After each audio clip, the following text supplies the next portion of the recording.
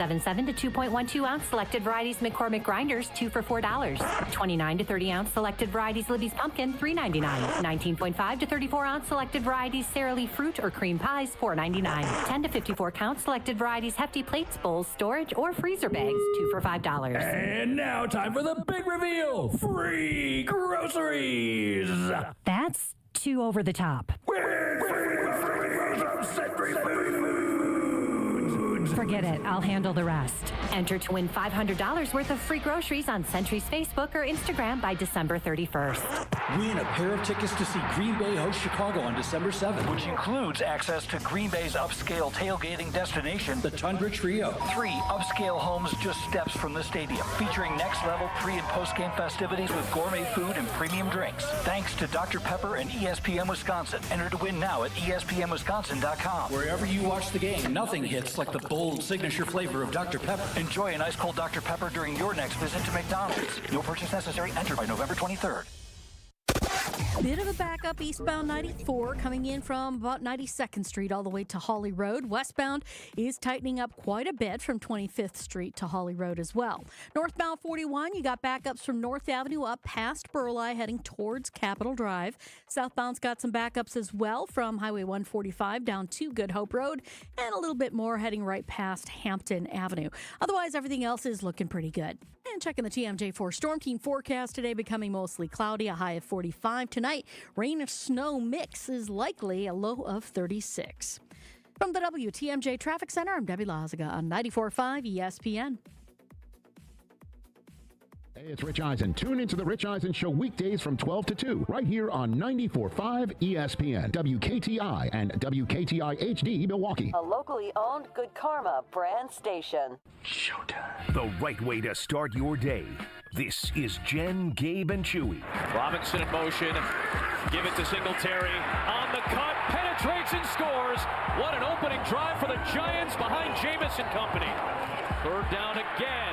Willis holds on. Willis rolls and throws. And it's snatched for the touchdown by Watson. 10th play of the drive out of a run formation. And Wilson slips through and scores to give Green Bay the lead. Love. Drop back. Wide open man. It's the tight end Josh Wiley. His second game with the Packers, and he's got the touchdown to give them the lead. Fifth body coming for the Giants' pressure.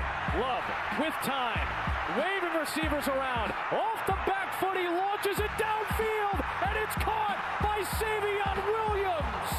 Love on a high snap. Floats it. Watson up top. It is caught! Touchdown Packers! Green Bay's got the lead. They're playing intermediate right now. Here's Winston. Loading up, gotta hurry, hit from behind, ball is out, and this game is over, and Micah Parsons finally gets home, and he is now 9-0 in his career against the New York Giants. This is Jen, Gabe, and Chewy, now live from the Gruber Law Office's One Call That's All studios with Gabe Neitzel and Mark Chamara. Here's Jen Lattis.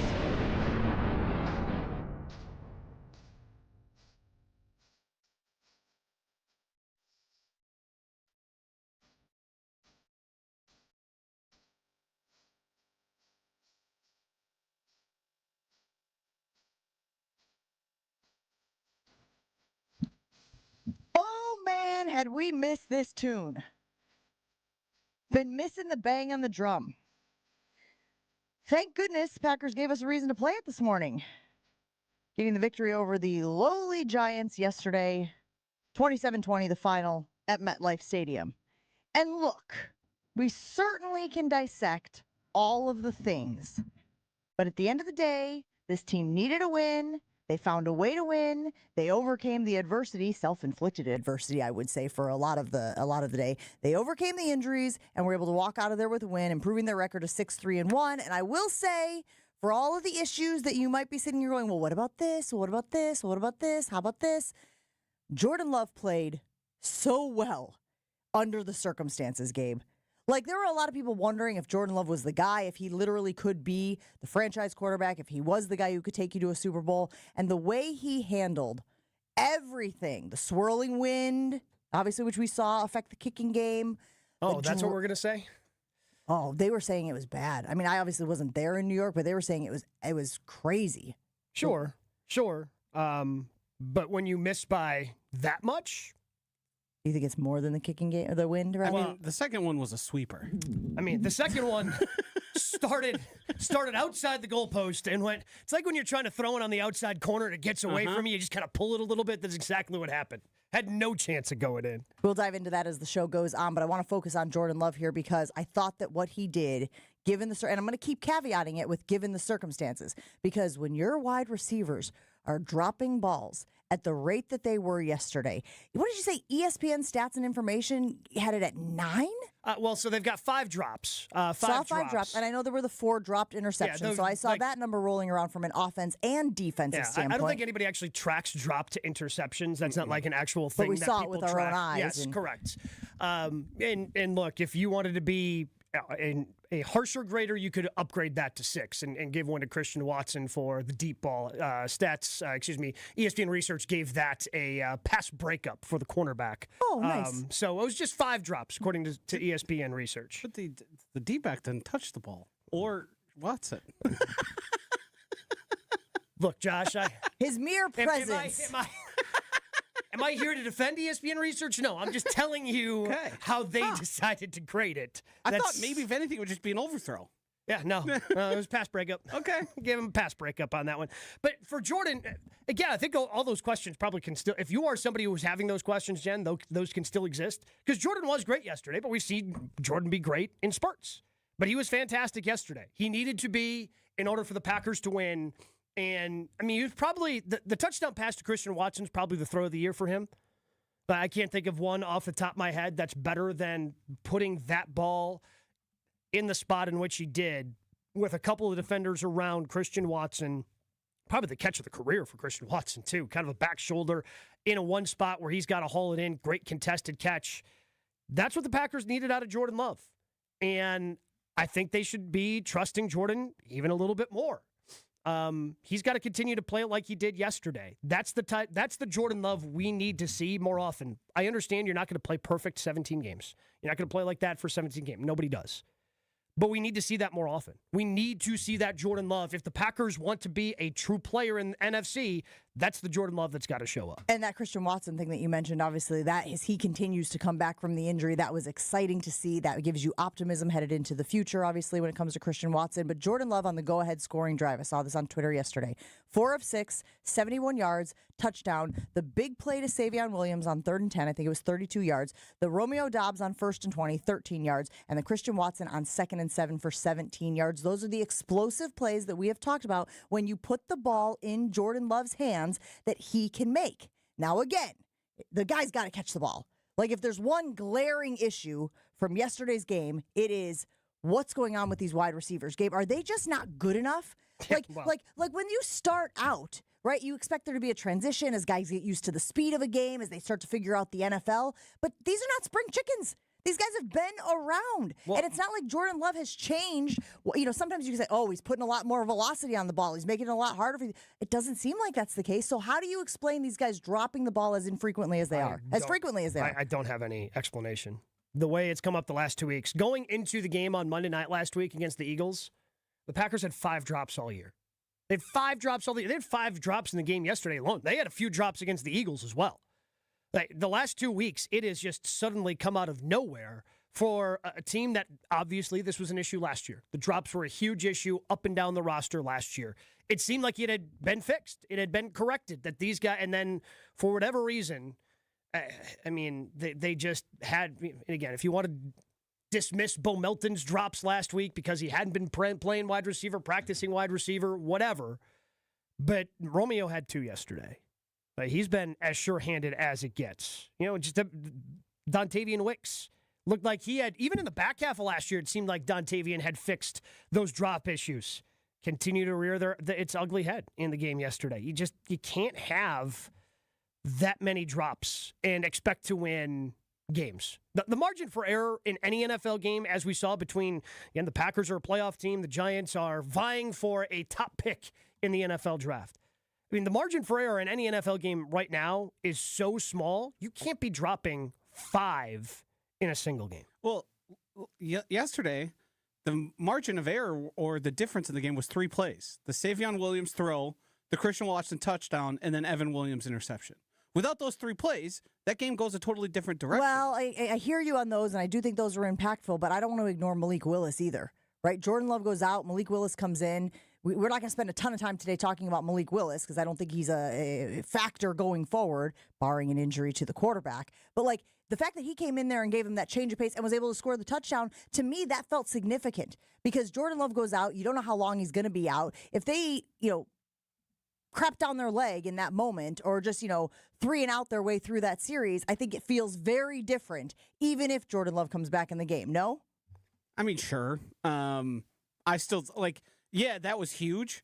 It also seemed like Matt LaFleur got giddy when Malik Willis came in the game. And he said, "Oh, baby, here comes the fun stuff," and it was effective. That throw to Christian Watson, the ability for him to hold on to that, I'm not even 100% sure that ball was intended for Christian Watson because it kind of just zipped into his hands and he managed to hold on to it. And those are things we can say he's not the best route runner yet, all that, but the making hands catches and winning contested situations is what we've been looking for Christian Watson a long time. Oh, God. We've been dreaming 6'4", winning contest, going up and getting balls like he did on both. I mean, again, both those touchdown receptions yesterday. Yes. Been dreaming of that. He's taken a different step than we'd seen previously from him. It's not just the speed and running past everyone. I'll say this now. I'm sick of the Romeo Dobbs stuff. Cut it out. I've had enough. 8 targets, 4 catches. Enough. So who do you want them targeting instead? I'm assuming it's Christian Watson, and I'm assuming it's Matthew Golden. Continue working. Because Matthew Golden only had 3 targets yesterday. Yeah, he didn't play a ton. So it was pretty obvious to me with Golden. Because, I think that Golden needs to be targeted a ton more than 3. And he doesn't get credited for the 4th target, which ends up being a pass interference penalty. Because that ends up, just being a penalty play and doesn't really count in the final tally. But the snap count for Matthew Golden was way down yesterday. So I think it's pretty obvious they were kind of easing him back in, that the shoulder wasn't 100% and they didn't want to overexpose him in the game yesterday. But as he continues to get healthier, yes, Matthew Golden needs to be a lot more involved in this offense. There was the crossing. It was a great man-beater play that picked up a 3rd down to Romeo Dobbs where, Golden kind of cleared everything out, and then they threw it to Romeo, and he had to run and catch to pick up the 1st down. I would have given just about anything for Romeo and Golden to switch spots on that play. Yes. Just run that little crossing route to Matthew Golden and let him catch and run it, because guess what? He's a lot faster than Romeo Dobbs. He's got a little more scoot to him where he catches the ball. And is 4.29 fast? I keep forgetting if 4.29 is fast, just like Matt LaFleur apparently keeps forgetting. It seems like and maybe I'm jumping the gun, maybe he hasn't proven it enough, but if you just switch those 2 in the routes you're giving them, I feel like the offense looks a lot better. Yeah. I feel like they are giving, because of the trust level. Now, I think you have reason to question the trust level with the way we saw. I mean, that was one of Romeo's worst games that we saw yesterday. But there were a couple of times, Josh, where part of it's on Jordan, too. Jordan just, for whatever reason, still blindly trusts Romeo Dobbs. Right, and that's why I'm saying give those opportunities to Golden so he doesn't have the choice. Well, but I don't know if he throws the ball to Dobbs or throws the ball to Golden in some of those situations. Because there were a couple of routes yesterday where he's running this in-breaker, and, he's got a little bit of a guy on his hip. But if Jordan throws the ball when it's supposed to be thrown, like he does with Romeo, Golden's got an opportunity. So some of that is on Love as well, because he's got to trust in Romeo that Romeo hasn't held up on his end. Well, but I was going to say this. It's a little tricky, though, Gabe, because, these guys, these quarterbacks, they want to have the security blanket. They want to have one guy in their arsenal that when stuff's breaking down out there, they can look over. It's the Devontae Adams for Aaron Rodgers, right? They can look over. And I think, unfortunately, for Jordan Love, that has been Romeo Dobbs. So the argument could be made that, yes, let's pivot to somebody else as the security blanket because he's not holding up his end of the donkey. Well, what do you do when your security blanket's got a bunch of holes? Yeah, that's what I'm saying. You got to find a new blanket. It's not really security. You got to find a new blanket. Security doesn't exist. Before we move on here, I want to hear from Matt LaFleur yesterday on Jordan Love. He called him gritty. He called him tough. Don't tell Chewy, but it ain't dainty. Here's Matt LaFleur. It was so gritty and tough. He was under duress, it felt like, quite a bit. And I thought he did a really nice job of just giving guys opportunity to make plays. Certainly had a lot of drops today that we were able to obviously overcome, but just the mentality, because when you hear your quarterbacks in the locker room, that's not a great feeling. and for his ability to come back and play the way he did, I was really proud of him. So Jordan Love making big-time throws, protecting the football, out-dueling Jameis Winston, which I know doesn't feel like a huge accomplishment, but you knew when Jameis Winston was in there that he was going to throw the ball. Like, it was going to be a different offense from the Giants than it was with Jackson Dart. And look, I actually really like Jameis. I don't want him to be the quarterback, but I actually, every time he's out there, I enjoy watching Jameis Winston play football. It's hard not to like and root for Jameis. Like, everything you hear about him as a teammate, all the pregame speeches that he makes. But it was also obvious that Mike Kafka wanted to limit Jameis throwing as much as possible because they ran the ball 38 times. 38 times. In a game where, again, he was tight a lot, but he also knew that Jameis was going to put some up there and that the Packers did not capitalize on until the very end when Evan Williams finally held on to one of those interceptions. Obviously, the Packers dealing with injuries. That's a big reason why you are seeing the personnel out there that you're seeing. And the injury bug did bite again yesterday. Josh Jacobs goes out with an injury early. Fortunately, it seems as though he dodged a bullet. It is not a serious injury, and they expect him to be back. I don't think they gave a timeline on it, but they don't expect him to be out for an extended period with the knee injury. That is very good news. Let us know how you feel about the win yesterday. It did feel a little like, especially early in the game. I was like, what's going on, man? Do they know that the game has started? The Packers know that we're playing in this game? Because we had talked about all the dynamics, all the narratives surrounding the Giants and a get-back game and having lost their head coach and how that oftentimes gives a team a boost. And it seemed to do that early on. What was your reaction to yesterday's game? And is Jordan Love now the reason that the Packers are winning games? 800-990-3776. Let us know. We're going to keep talking about Jordan Love this morning, but there's a lot of other things to address. We've mentioned the drops already today. And what about the defense? Was that the defensive performance that you have come to expect from the Green Bay Packers? We'll talk about all of that and more as we roll on here on a Victory Monday. Jen, Gabe, and Chewy. That's right. It is Victory Monday, brought to you by Palermo's Pizza, Wisconsin's hometown pizza, with delicious brands like Palermo's, Connie's Urban Pie, Screamin' Sicilian. Palermo's has your game day covered. Find Palermo's in your local grocer's freezer. Victory Monday also brought to you by Callan. From kitchen and bathroom remodels to Infinity by Marvin fiberglass replacement windows, Callan makes your home feel like a win. Request your consultation today at callcallan.com. And brought to you by National Liquor Mart. 16th and National right here in Milwaukee. Stock up on the best beer, liquor, seltzer, and spirit deals in town. Open 9 to 9 daily. Your game day headquarters all season long. Jen, Gabe, and Chewy are back after this on 94.5 ESPN. Pretty typical delays out there right now. We got westbound 94 slowing down from 27th Street to Hawley Road. The eastbound side backing up from 84th Street to Hawley Road. Southbound 41 heavy from 145 down to Good Hope, and then a little bit more from south of Appleton Avenue down to Hampton. Northbound 41 is also backed up between North Avenue and Burleigh. Traffic is brought to you by Safe Plow. When winter hits Wisconsin, Safe Plow keeps driveways and businesses clear with no tolerance snow removal. They handle the blizzard so you can handle your business. Visit safeplow.com. And checking the TMJ4 Storm Team forecast today, but becoming mostly cloudy, a high of 45. Tonight, rain and snow mix likely, a low of 36. From the WTMJ Traffic Center, I'm Debbie Lazaga on 94.5 ESPN. Give the gift of a special night out from the Bartolotta Restaurants. Purchase a gift card at bartolottas.com and get a $20 holiday bonus for every $100 you spend. Happy holidays from all of us at the Bartolotta Restaurants, and thank you, Milwaukee. All day, every day. The Carbless Talk and Text line is open for you. First off, there is not one team that's on the fringe that scares me. 800-990-3776. The Carbless Talk and Text line. This is more. At Uline, they know firsthand the road to success is an uphill climb. Uline started in the family basement, and through hard work is now North America's most trusted shipping and industrial supplier.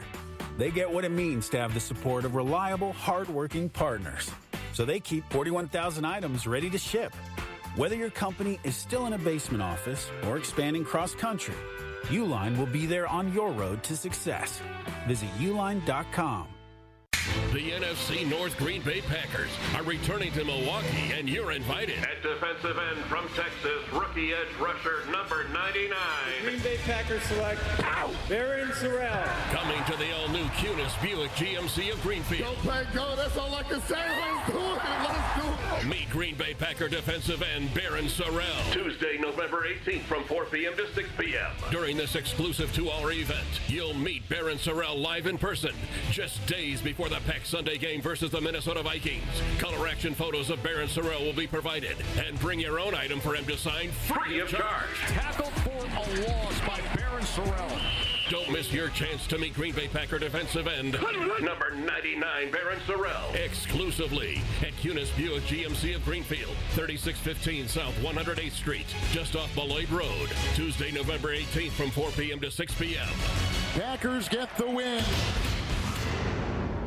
Kevin Moret here for Mentality. Life's a relentless competition, and you might be losing without even knowing it. With testosterone levels plummeting 25% in just 2 decades, you're likely operating at a fraction of your potential. Your kids sense it when you're too exhausted for playtime. Your wife notices when that spark fades. Here's the harsh truth. Without addressing low T, nothing works. Diets fail, workouts fall flat, but there's hope. Mentality's FDA-approved treatment restores testosterone by an average of 30%. Don't let low T rob you of life's precious moments. Start at mentalityhealth.com/radio. Crisp air, cozy sweaters, and a home that's actually ready for fall. Exterior Pros and Baths is giving $3,000 off roofing, siding, windows, or bath remodels this month. Don't let your home be the only thing falling apart this season. Visit extpros.com or call 262-800-4274. That's extpros.com or call 262-800-4274. Exterior Pros and Baths, because your house deserves a little sweater weather too. You are listening to Jen, Gabe, and Chewy. You called them a white find someone stiff else earlier. From one white stiff to another. I'm pretty well versed in the realm of stiffs. On 94.5 ESPN.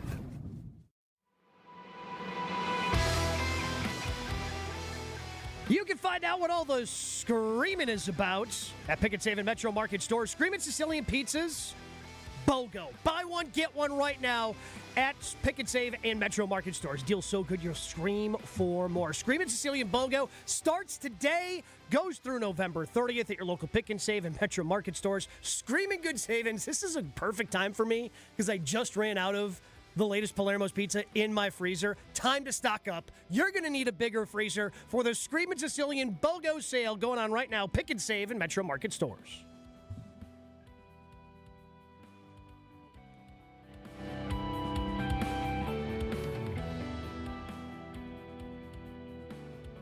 Back here on Jen, Gabe, and Chewy talking about the Packers' victory over the Giants yesterday, improving them to 6-3-1. And now they start a gauntlet of division opponents. They'll play the Vikings, they'll play the Lions, and they'll play the Bears. Then a brief reprieve before they get back to some division games as well to wrap up the season. The drop problem is very perplexing and concerning for me. Because to your point, Gabe, that you said in the first segment of the show, they hadn't been dropping the ball. We thought maybe they had cleaned that up, that was something that wasn't going to show its ugly face, rear its ugly head. And then it sort of started to peak out a little bit against the Eagles, and you were like, that's something that really could hurt them as the season continues. And then yesterday, it was drop city. And I guess I'm trying to figure out why this is something that shows up. Is it a nerves thing? Is it a talent thing?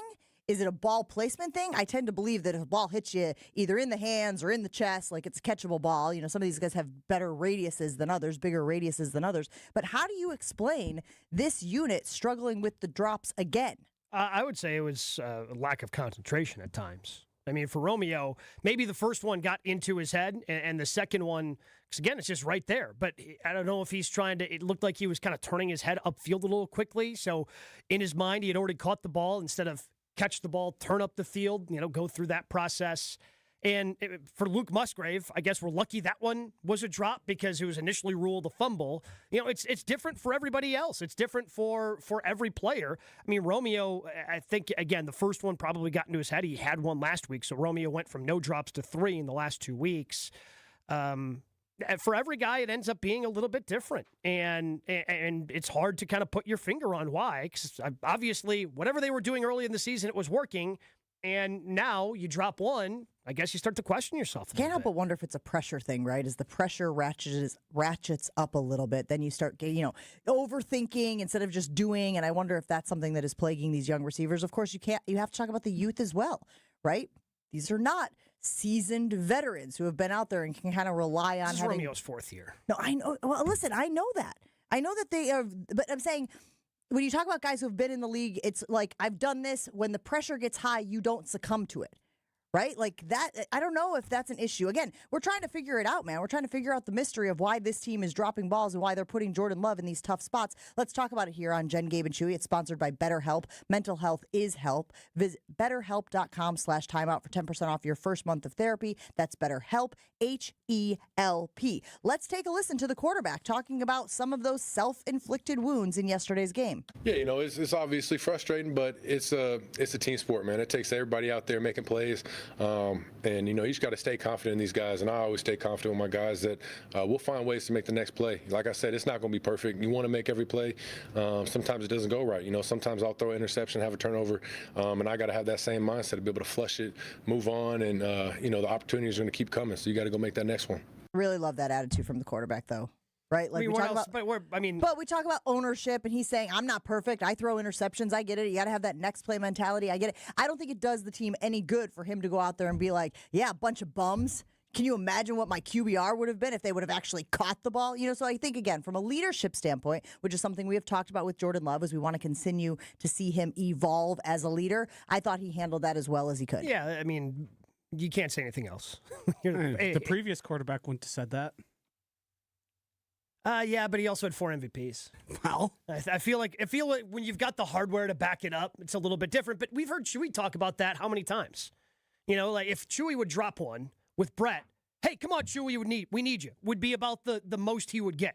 Because, again, when it came to Brett, he threw a lot of interceptions, and Brett knew that there was probably an interception around the corner. You can't get on your teammates too much in that situation.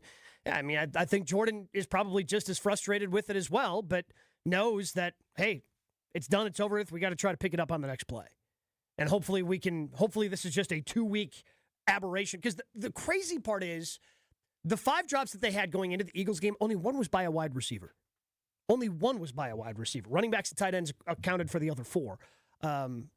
So for whatever reason, these last 2 weeks, wide receivers just have not been able to hold on to the football. 3 for the receivers in each of the last 2 weeks. But it is football 101. You got to protect the football. And Luke Musgrave did not do a good job of doing that yesterday. I saw a lot of people turning on him on social media. Josh, are you out on Luke Musgrave, or are you like, well, what else are we going to do? No, I'm not out on Luke Musgrave. Hey, Matt LaFleur, he's not Tucker Kraft. Oh, you know who is out on Luke Musgrave? Yeah, he played Matt LaFleur. 2 snaps. Great. I think he played 2 snaps in the second half. Yes. If you're not going to use him the way we've seen him used in the past, then I don't think you should be using him. Put Wiley out there. He's like more of the Josiah DeGuara thing, the thing you needed so badly, Matt LaFleur, in your previous offense, the way it was run. If you're not going to stretch him down the seam and allow him to use his speed, then what do we do? He's not a broken tackles yak guy. And no matter how hard you try to make him that, he's not going to be that. It takes a head coach to recognize these are the guys they have and what they're good at.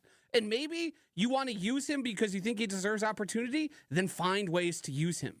Use him how he's best used, not just stick him into, well, Tucker Kraft was here, let's just see what happens. I don't know. I didn't have a problem with the way they used Musgrave yesterday. They gave him the opportunity. He didn't come through for him. Benched him in the second half. We'll see what happens this upcoming week against Minnesota, but I'm guessing we see more of Wiley and Fitzpatrick. Have you seen enough from them? Have you seen enough from Fitzpatrick and Wiley where you think like he could step into that role? And again, nobody is going to be Tucker Kraft. I want to be very clear on that. We're not saying, can you just, invasion of the body snatchers here. But from a starting tight end standpoint, which of those 3 would you prefer to see on the field? Oh, probably Fitzpatrick and Wiley are more versatile in terms of, if you have Musgrave out there, I think it's pretty painfully obvious that it's probably going to be a pass play because you don't trust him blocking. Oh, you don't say. So predictability with the Packers offense, never seen that before. Having those other 2 out there, I think, helps out tremendously. And I think we're going to see those 2 be out there more often. And maybe when they go to their 3 tight end personnel, that's about the only time you see Luke Musgrave out there. And unless they think they see something where they can take advantage of Musgrave, kind of going and dominating more of the middle of the field, against Minnesota, but that's also tough when teams are playing cover 2. You got to take advantage of more of the outside part of that zone between the corner and the safety up top. And to Josh's point, that's just not where Luke Musgrave really makes his living. Who do you want to see on the field there in that position, Joshy? I want to see Darren Kennard more. That's what I want to see. Him playing that extra tight end offensive lineman. They're fine. They are with John Fitzpatrick, Wiley. I mean, Wiley's been on the team for 2 weeks. I can't really say it. I don't think Matt LaFleur, found the end zone, though, yesterday. Yes. I don't think Matt LaFleur knows what he has in him necessarily yet because they've barely seen him. And as we know, practices aren't the same. I want to see them switch up their approach. I want to see them try and be a little more multiple. Hey, Tucker Kraft was here, and it was really good when we ran it, but he's not. So we have to find new ways to get different guys involved in different ways. To me, you still want to run your base. You still have that, and that's where you use Fitzpatrick or Wiley. Use them interchangeably. I don't care for whatever it's worth. But you also need more exotic packages, different packages. You need Chris Brooks on the field. You need Kennard on the field. You just need to do different things to get your offense going. Because starting off slow and stalling out and trying to do things because they worked 4 weeks ago, this ain't the same team. Very different. The complexion of the team's changed. You need to play different. Well, for those keeping score at home, 729 for Joshy's first Chris Brooks mention on the show. Great. I mean, they should probably run the offense. I imagine it won't be the last. They just don't feed him the football. Did you see 20-plus touches. On that Savion Williams catch? He's blocking like a guard out there. Oh, unbelievable. Probably. Maybe they should put him at guard. Hey, if it works. This goes back to screw it. Let's try it. I'm not going to lie, Josh. About over this Aaron Banks thing. Jeez, goodness gracious. Yeah, I mean, that's to me is what's been frustrating with Matt LaFleur the whole time is the run game isn't working the way you want it to. The pass game is being affected greatly by your inability to pass block. And it seems like they're just going, well, guess what, guys? Go out there and win your one. They can't. They stink right now. Go do something different. Try something. Put them in a position to succeed.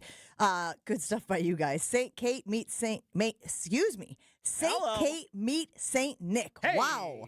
Jen Latta letting you know that the holidays are in full swing at St. Kate the Arts Hotel, where every celebration shines a little bit brighter. You can browse unique gifts at the holiday marketplace, gather for unforgettable Christmas Eve and Christmas Day dining, and of course, don't miss Brunch with Santa. It's a family favorite filled with joy, treats, and holiday magic. Celebrate the season at St. Kate the Arts Hotel. Visit stkatearts.com/holidays for all of the festive details. Jen, Gabe, and Chewy continues next on 94.5 ESPN. We've got backups westbound 94 coming from about 25th Street all the way to Holly Road. The eastbound side's backing up from just before 84th to Holly Road. Pretty typical stuff, though, on southbound 41. Our usual delays from before the county line down to Good Hope Road and then back on the brakes from south of Appleton Avenue all the way to Hampton. The northbound side's backed up between North Avenue and Burleigh. And give yourself a little bit of extra time on eastbound 894. We're starting to see some delays from before 84th Street to Loomis. Traffic is brought to you by Life Navigators Soap and Suds Drive. Your donation of body wash, hand soap, and laundry pods will help local kids and adults with disabilities stay healthy all year. Learn more at lifenavigators.org. And checking the TMJ4 Storm Team forecast. Today becoming mostly cloudy, a high of 45.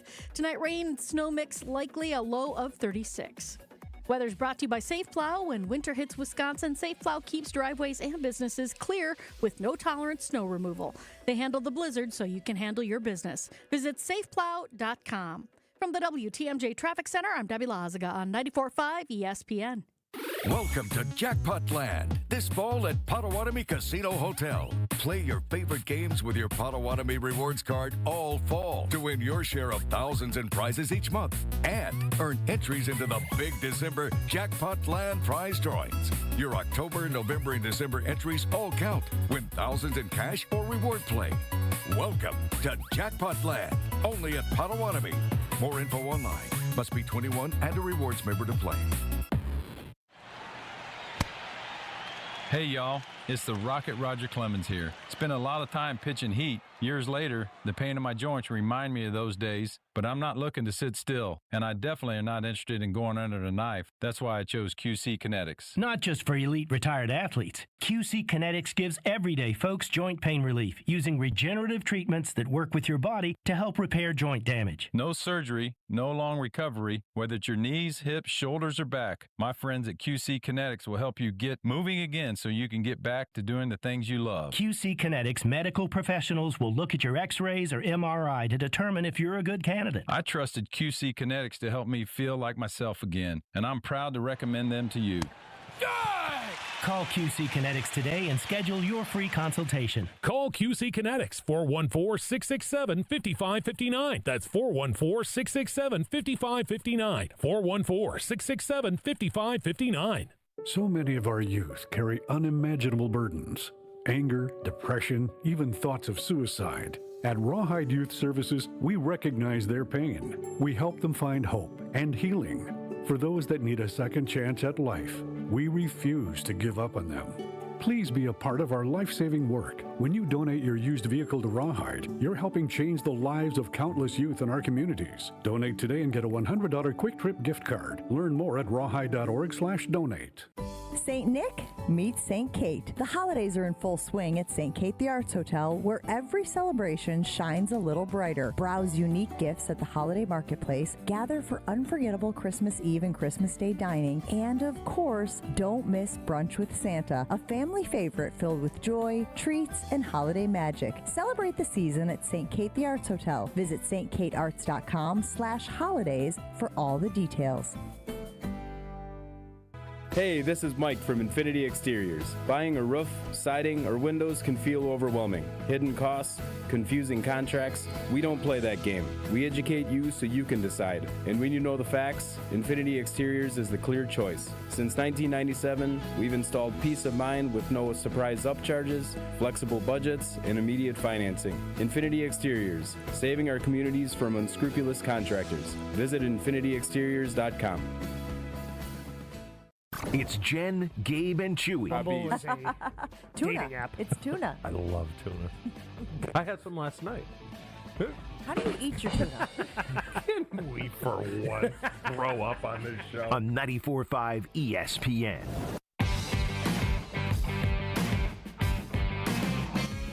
Looking for reliable transportation this holiday season? I cannot talk highly enough about the folks over at AccuTrans, a veteran-owned business dedicated to providing unmatched corporate, personal, and event-related transportation that you will use again and again. AccuTrans coming through for us as our high school football team had to go up to the Green Bay area for the state semifinals on Friday night. 2 big buses of parents, and they had a fantastic time. You know why? Because booking is easy, safe, and dependable. You can visit their website at AccuTransGroup.com to get a quote or book a reservation today. That's AccuTransGroup.com for reliable and safe transportation wherever you need to go this holiday season.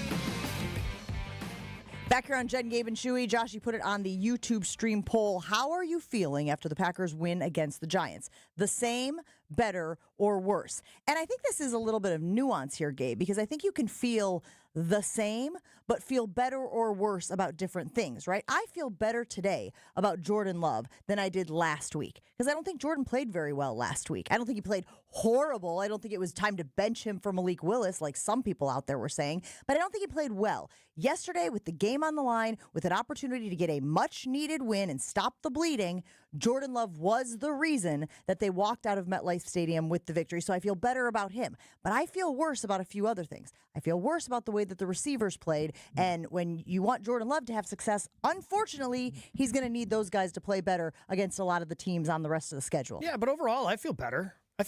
Because you won. Like, you still were able to go out and get a win.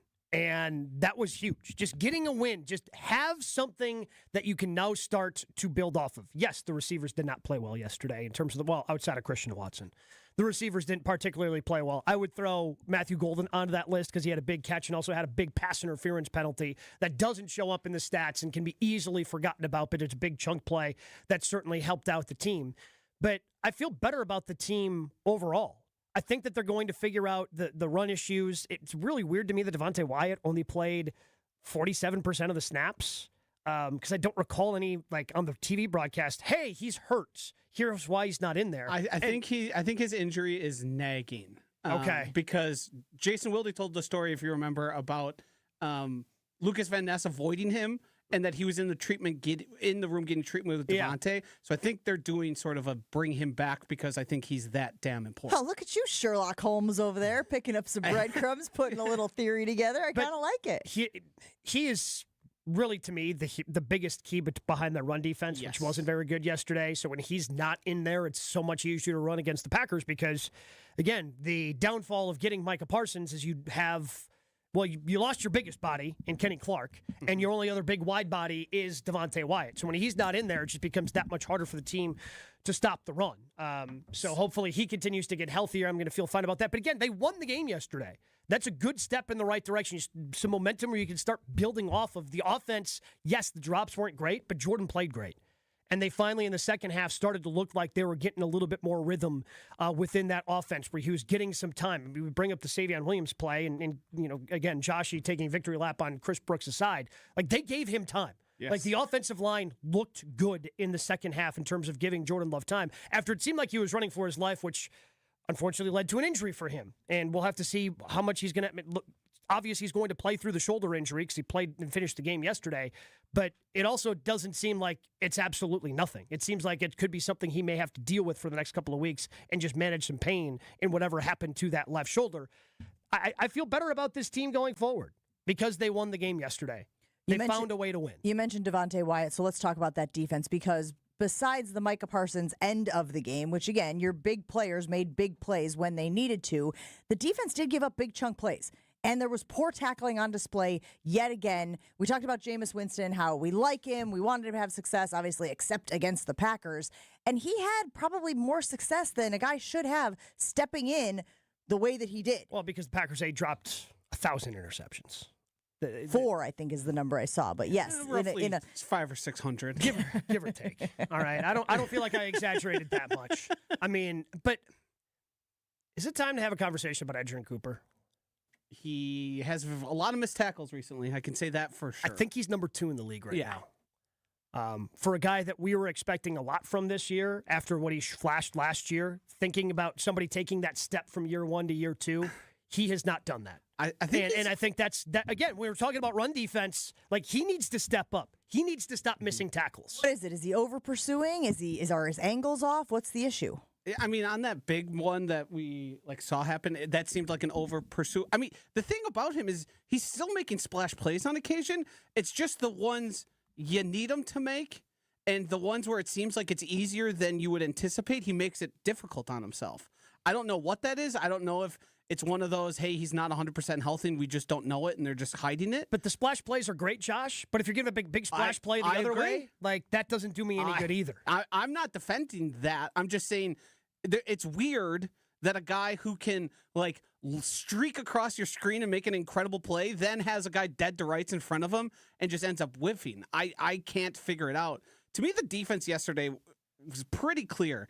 They weren't super worried about the run because they thought they could take advantage of Jameis Winston and his mistakes. The problem is every opportunity you had to take advantage of his mistakes, you failed. The McDuffie one where he kind of blew up, was it CV there? That one? No, it was Bullard. Bullard, yes. Sorry. Yes. Bullard's just going to catch it like a punt. He was just sitting right there, and then he gets lit up by his own guy. McDuffie you're talking about, right? Javon Bullard and McDuffie when they collided on the field? It was pretty clear that the whole sagging off of the guys in the flat and then working their way back was clearly part of the game plan. They were doing that all day, and it kept going off their hands. If they turn 2 of those into interceptions, I mean, the game's... Blowout city. Right, yeah. It's so different, and I'd love for the cornerbacks to catch the ball there, but how mad can I get about missed opportunities? It's not the same to me as the drops on offense. Well, yeah. That to me was the bigger issue, but I think the game plan was solid there because it's Tyrone Tracy and Devin Singletary. They're not going to eat you alive. They were effective. Almost did. But it was sort of the... Cover your ears. Oh, do not dare. It was sort of... Don't you dare. It is a Victory Monday. Don't you bleeping dare. It was sort of a bend, don't break. Wait a a minute. I heard son of time out. I think I heard one of the defensive players say that in the locker room. Was it Xavier McKinney? Somebody said, "Ben, don't break Joshy." So this isn't just a Josh DiMaggio. Didn't realize Joe Barry was back in town. I didn't say it. You said it. Did say it. You said it. You led the horse to water and then dunked his face in it. I know, but who was it? Somebody did say, "Ben, don't break." Now I got to look it up. One of the Packers defensive you look players. It up. It is a Victory Monday. It's brought to you by Callan. From kitchen and bathroom remodels to Infinity by Marvin Fiberglass Replacement Windows. Callan makes your home feel like a win. Request your consultation today at callcallan.com. Victory Monday also brought to you by Palermo's Pizza, Wisconsin's hometown pizza, with delicious brands like Palermo's, Connie's, Urban Pie, Screamin' Sicilian. Palermo's has your game day covered. Find Palermo's in your local grocer's freezer. And Victory Monday brought to you by National Liquor Mart, 16th and National in Milwaukee. Stock up on the best beer, liquor, seltzer, and spirit deals in town. Open 9 to 9 daily. Your game day headquarters all season long. I figured it out. It was Keyshawn Nixon. Keyshawn Nixon said it was a bend, don't break game for the Green Bay Packers defense. We're out there making plays. We had some challenges, but at the end of the day, we won the game. The defense, as you guys mentioned, dropped 4 potential interceptions. Carrington Valentine had 2 that hit him in the hands. Keyshawn Nixon had a deep ball. And then, of course, Xavier McKinney had he got his finger in it, right? It was towards the end zone, right? And Keyshawn Nixon should have had the interception, but then they showed the replay and showed that Xavier McKinney got a hand on it. And then, as you mentioned, when Javon Bullard and Isaiah McDuffie ran into each other on the field. Let me ask you this before we go to break. Are you confident that because they were in the right places, that those interceptions will come as the season goes on? That the next time that, a quarterback gives them something like that, they're going to take advantage of it? Not necessarily. But I also don't think you're going to have too many more games where you have that many opportunities, right? The reason why Jameis Winston, because his reputation precedes him. There were a couple of really good throws that Jameis made yesterday. Just rears back, dots it in a really tight window. But the reason why Jameis Winston was a third-string quarterback before being elevated to the backup quarterback and eventually starting because Jackson Dart was hurt yesterday is, well, what we saw yesterday. The turnovers are a huge issue. And when you turn the ball over at the rate that Jameis does, you're not a starter in this league. And I don't think the Packers are going to have literally 5 opportunities at interceptions in another game this season. We asked you on the YouTube stream, how are you feeling after the Packers win against the Giants? The same, better, or worse? And we got reaction rolling in on the Carbless Talk and Text line. Don says, a win is all that makes me feel better. The offense took a hit yesterday at running back, and Musgrave proved LaFleur won't use him correctly. We still have a good backup quarterback, though. That from Don in the 262. Let's go out to the phone lines, 800-990-3776. Tom in Chicago. Oh, boy, this better not be a gloat about the Bears. Good morning, Tom. Good morning. I'm a diehard Packers fan. I hate the fact that the Bears are in first place. I want to ask you guys, so, I know, obviously you guys watch basketball, and a team like the Thunder and the Rockets and other teams are physical and you see their athleticism and their physicality to play defense versus teams like the Lakers, the Warriors, and other teams where they don't have the bodies, the physicality, the athleticism, and they have to use way more of the mental and use more of their brains. But as the course of the game goes on, the Thunder and those younger teams who have bodies and physicality just outweighed because you can only use your mental and your brain so much. So I was wondering, with the defense in the late of the game, are those mental mistakes or those physical mistakes of just not tackling, not getting off blocks, and just Edgerrin Cooper just not filling the hole and then inside just getting blocked? Let me ask you this, Tom. As you sit here and wind through it, I'll let Gabe think on that for a second. Do you think they're more mental or physical? Which would you prefer? Would you prefer that the talent just isn't there, or would you prefer that they are talented guys who are out there sort of with their head in the clouds? I would hope it's more just it's fixable. Hey, either you're just not waiting, either you're waiting for because there's a play with Edgerrin Cooper where there's a running back and he's either going to go the hole to the left side of the guy or the right side, and he just goes into the guy because I think he wants to make the play. He doesn't want to make the guy make the first step. He wants to beat him there. And I think sometimes it's you want to try to outthink the opponent and you want to make the first attack versus you want to let it sit and then use your athleticism. So I'm hoping it's just mental, be hey, footwork, we talk about. Gabe, what do you think? I think in the fourth quarter, a lot of it was they were tired. When you take a look at what happened in that second half. Well, but time of possession was out of control as well, right? 35-25, so the defense was on the field a lot. And I think that was mostly in the second half because the Packers come out, they score the touchdown right away, and you're feeling good, but that took less than 4 minutes. And then the Giants, they didn't score. They turned it over. 16 plays, 56 yards, 946. And when we talk about complementary football, the Packers did the exact opposite and went 3 and outs and punted it back to the Giants, who put together a 15-play, 8-minute drive to score a touchdown and take the lead. And then had a 10-play drive that ended in the interception at the end. I mean, the number of plays run in the second half in favor of the Giants is outrageous. Yeah. To me, it's physical. They wore down. Yeah. And it's not a good thing, but the way you stop that is you sustain some longer drives. You keep the ball away. You give those guys a blow, and they could help themselves too. Get off the damn field. The Packers ran 19 plays in the second half. And how many points did they score? In the second half? Yeah. Scored 14. I mean, what else could you ask for? It's almost a point to play. The efficiency. It's a pretty good ratio. However, why can't we do that all the time? I don't know if you want to do that all the time because then you're leaving your defense hang out to dry when they're running 44 plays in the second half, or 42 plays, excuse me. And especially with what teams are now doing, they clearly know that you can run the ball on the Packers. Those guys having to sustain the physical nature of taking blows and them running at you is going to wear it. You have to get off the field more. And that's the one thing you could say critical is their inability to get off the field if they're down. And that's where dropping the interceptions really hurts. Yes. Because you had those opportunities. Maybe not necessarily in stopping him on third down, and you wish you could play better there. But literally, Jameis gave you opportunities to get off the field, and you refused to take them. 800-990-3776. Keep reacting to the Packers' win yesterday over the Giants. Here's what I'll say. If that game existed in a vacuum, if the previous 2 games had not resulted in what they resulted in, which were losses, I sit here and go, this was a win-win situation. Because you win the game against the Giants, and also you have been reminded of the things you need to do better. You have been shown, hey, we're not all that great. We won, which is good, but we got things we need to clean up. And coaches often talk about how in the middle of a season, when guys are getting a little complacent, when the season is wearing on you, you're looking at the calendar going, oh man, we still have half the season left to go. That can be a good thing.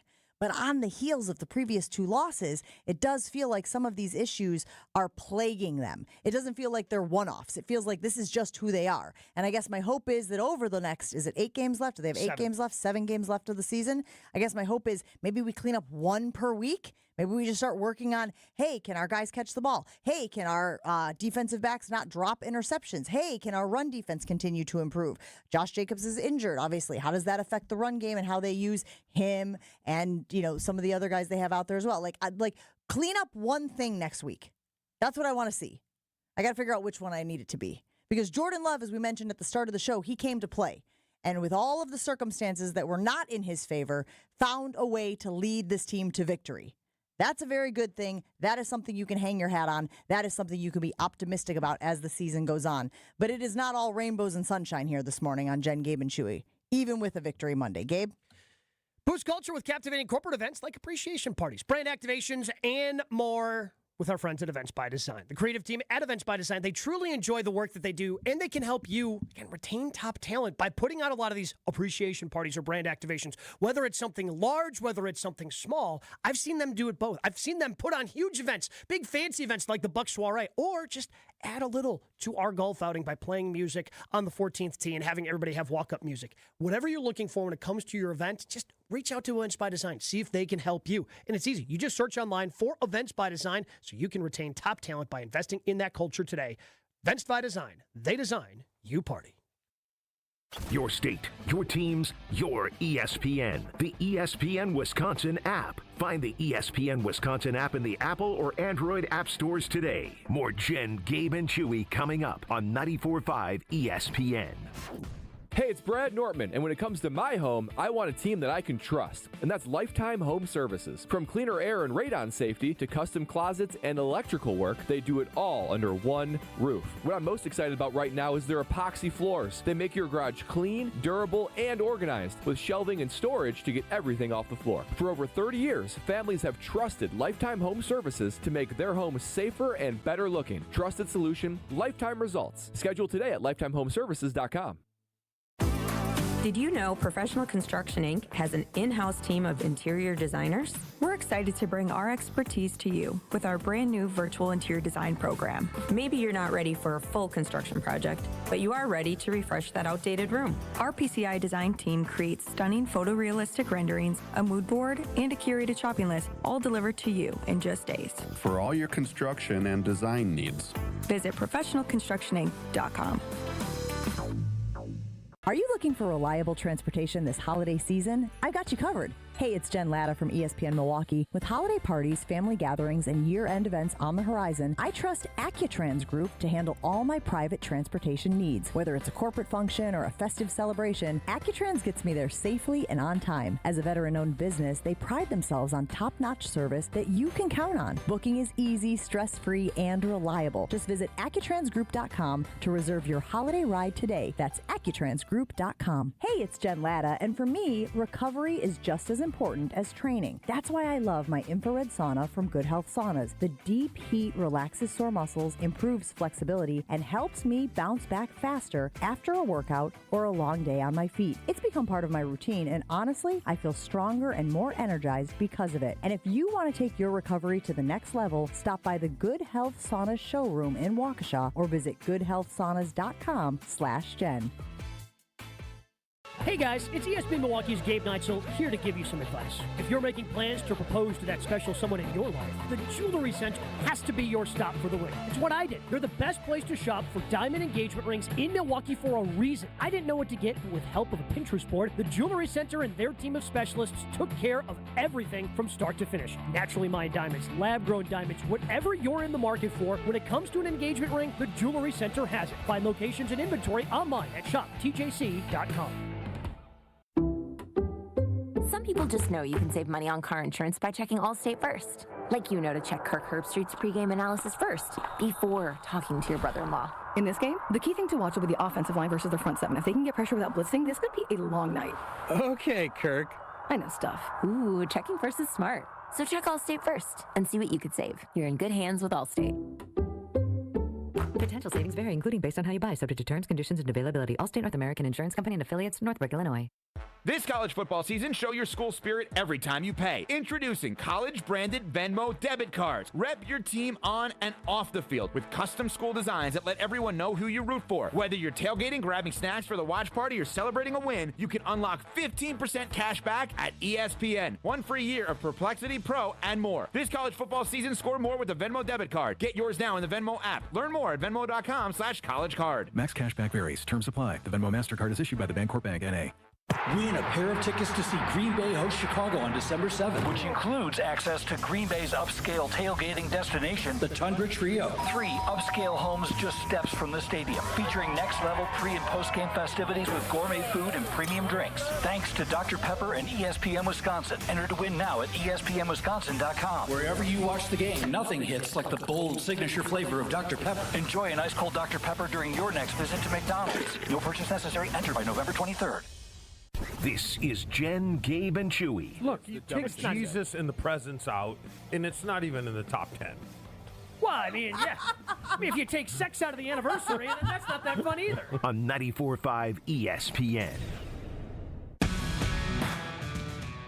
This show is sponsored by BetterHelp. November, BetterHelp is encouraging everyone to reach out. Make sure you check on your friends, make sure you connect with loved ones, and remind the people in your life that you are there. And here's the good news. They'll remind you that they are there as well. If you find yourself stuck or struggling, BetterHelp can help. Their therapists work according to a strict code of conduct and are fully licensed in the United States. They've got this short questionnaire that you fill out. It helps identify your needs and your preferences, and then they use their 12+ years of experience and industry-leading match fulfillment rate to match you with a therapist who can help you through whatever you're going through. 30,000 therapists. That's 30,000 therapists, making them one of the world's largest online therapy platforms, and they've got great reviews over there on the App Store. So if you are struggling and you want to find help, BetterHelp is the way to go. Call pound 250. That's pound 250. Say the keyword timeout, and you'll get 10% off your first month at BetterHelp, because we're all better with help.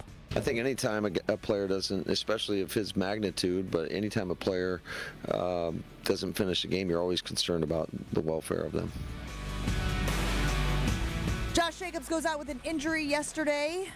But the good news is, according to all the reports that were coming out of 1265, it doesn't seem like it is going to be a long injury that will keep him out for an extended period of time. But we did talk last week a little bit about just the way that the team goes with Josh Jacobs and the run game. And I wouldn't say that the offense was better without him. I think that's going a step too far. But it looked different, Gabe. And it sort of forced Matt LaFleur to do what y'all have been clamoring for him to do, which is put the ball in Jordan Love's hands and let Jordan Love go out there and run the offense. Is that one takeaway you saw from the Josh Jacobs injury?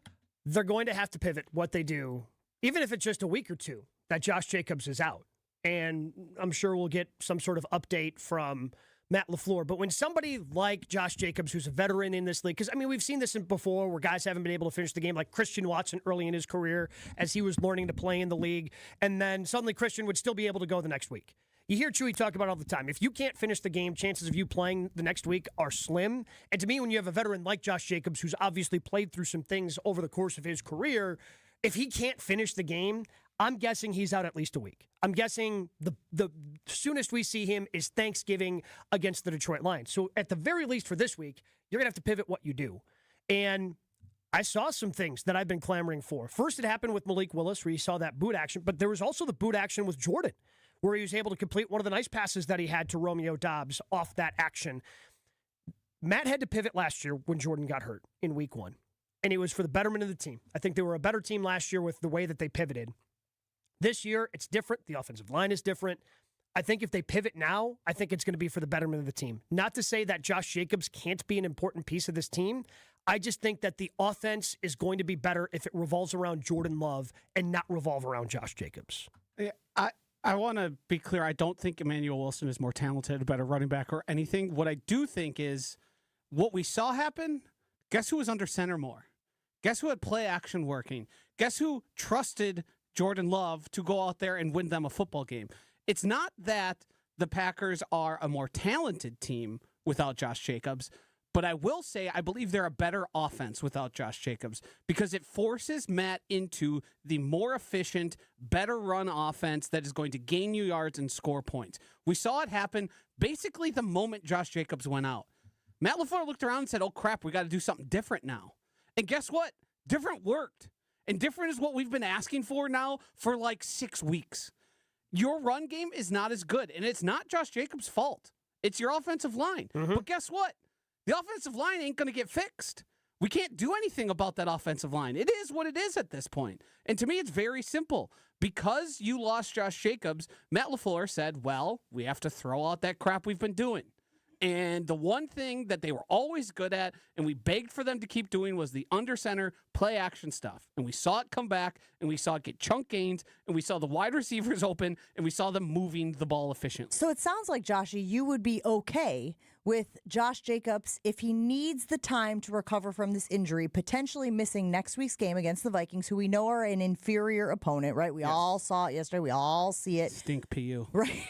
JJ McCarthy. You would be okay with Josh Jacobs having to heal from this knee injury and seeing how the offense and the run game can run with Emmanuel Wilson. Yes, because I don't, like, I want to be clear. I don't think Emmanuel Wilson is particularly special. I do think it is important that we detail that because I did have someone come up to me the other day and was like, do you guys really think the Packers would be better without Josh Jacobs? And I was like, no. There's a lot of nuance here in this argument, in this narrative. And that's why I keep repeating it, because they are more talented with Josh Jacobs. It's just the way the offense is run. And what I think could be the positive, if he does miss a week or two, is Matt LaFleur looks around and goes, wow, things are running a lot more better when we do it this way. Sorry, Josh, I know you like to run out of shotgun, but you have to do this because our offense functions better. We put points on the board. We put our defense in a better spot every week. It is how this offense should run and how this team is going to win football games. Yeah, it's just it's a fit. Yes. It's how does he fit within the structure of the offense, Matt? And it's not just Matt. I would go as far to say Jordan wants to run. Because Jordan Love looks better when they go under center Certainly more comfortable, yes. The other detail that we should pay attention to is the Marshawn Lloyd element of it. I think Rob Domofsky reported, was it last week, that Lloyd and Jaden Reed had both ramped up their rehab. Yep. Could we see him out on the field within the next couple of weeks? I mean, again, the timing would be great if he was healthy enough to step in with Josh Jacobs out, but I don't think that's realistic. I mean, unless Josh is missing significant amount of time, if they punt on Marshawn Lloyd this year, I'm completely fine with it. He's played, how many regular season snaps has he played? 7 in his career? It's less than 10, I'm pretty sure. 2 significant injuries in those snaps. So I know I gave you a hard time about Chris Brooks last week, or Joshy. And today. Well, that's because Joshy thinks he should be like, the offense shouldn't be run around. Offense should be revolved around Chris Brooks. No, that's editorializing. That's what you said. At least my recollection of it. But you know you can trust Chris Brooks in certain situations. Right. I know the situations that I can trust Chris Brooks in. I know the situations you can trust Emmanuel Wilson in. In this important stretch now for the Green Bay Packers, these next 3 weeks against divisional opponents, and by the way, it's basically divisional opponents from here on out, and then 2 tough teams from the AFC West. Ravens one from the AFC Broncos. West and then one from the North. You're looking at 2 potential division winners in the AFC the rest of the way. These are tough games. I'm okay if we punt on Marshawn Lloyd for the rest of this year and hope he's healthy next year, because I don't want to throw him in the fire in an important spot and have him fumble the ball, miss a hole, miss a blocking assignment that ends up being a huge part of the game. I don't know what you can trust him with. And the other guys in his absence have performed well. So unless it ends up being some sort of long-term injury for Jacobs and you need that third running back, I'm okay if they don't activate him at all this year. Would you be shocked to learn that the Packers are in the bottom half of the league in rushing stats as a team? No. They've been terrible all year. I mean, the only thing that Josh Jacobs has done well this year is find the end zone. He's the only other running back other than JT that's got double-digit touchdowns. For a team, and obviously the injury to Jordan Love played a huge role in this, but for a team that had more rushing yards, they ran the ball more last year than they threw the ball. Correct. Again, probably by necessity on some level. It is fascinating that this year it has taken such a significant step backwards, and also we haven't really seen the results of it. Right? We've sit here and said, put the ball in Jordan Love's hands. Well, you can make the argument that they have not been running the ball as well as they did last season, but the results aren't there either. I got to be careful when I say that, though, guys. I keep reminding myself, they're 6-3-1, Jen. They're 6-3-1. Yes, those losses have been bad. Yes, the tie was annoying, but they're 6-3-1. They're still in a decent spot, and they can make a ton of hay over the next few weeks if they can win these games against division opponents. Oh, yeah. I mean, look at Detroit basically did the same thing that Green Bay did against Philadelphia last night, if you paid attention at all to that game. The Vikings aren't very good either.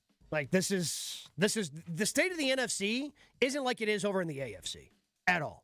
Fellas, listen up. If you're getting ready to take that next step in life and propose, the Jewelry Center, of course, has to be the first, and if you go there first, it's going to be the last place you stop. Whether it's naturally mined diamonds, lab-grown diamonds, the Jewelry Center has options for it all, and maybe you don't exactly know what kind of ring that special someone wants. But if they have a Pinterest board or ideas, bring those to the Jewelry Center, and that great team of experts going to help bring your ideas from dream to reality. Learn more about the engagement ring selection or any other services. Shop TJC.com or stop in today, Greenfield, Brookfield, or in Burlington. And when you head over to the Jewelry Center, tell them that Jen, Gabe, and Chewy sent you.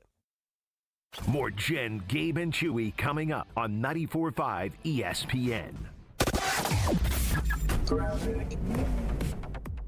We've got a crash now on the off-ramp from 41 southbound to Holy Hill Road, so watch out for that. We've also got a crash on westbound 94 at Mitchell Boulevard. That one's off on the right shoulder. Still, though, we've got hefty delays from about 25th Street all the way to Holly Road. Eastbound's backing up from 92nd Street to Holly Road as well. Southbound 43, we got backups from Hampton all the way down past Capitol Drive down towards Locust. And then on southbound 41, our usual right into Good Hope Road slowdowns, and then from Appleton Avenue down to Capitol Drive. And checking the TMJ4 Storm Team forecast. Today becoming mostly cloudy with a high of 45. Tonight, rain and snow mix likely, a low of 36. Weather is brought to you by Good Health Saunas. Feel better, recover faster, and relax deeper with your own in-home infrared sauna. Visit their showroom in Waukesha or go to goodhealthsaunas.com/Jen. From the WTMJ Traffic Center, I'm Debbie Lazaga on 94.5 ESPN. So many of our youth carry unimaginable burdens. anger, depression, even thoughts of suicide. At Rawhide Youth Services, we recognize their pain. We help them find hope and healing. For those that need a second chance at life, we refuse to give up on them. Please be a part of our life-saving work. When you donate your used vehicle to Rawhide, you're helping change the lives of countless youth in our communities. Donate today and get a $100 Quick Trip gift card. Learn more at rawhide.org/donate.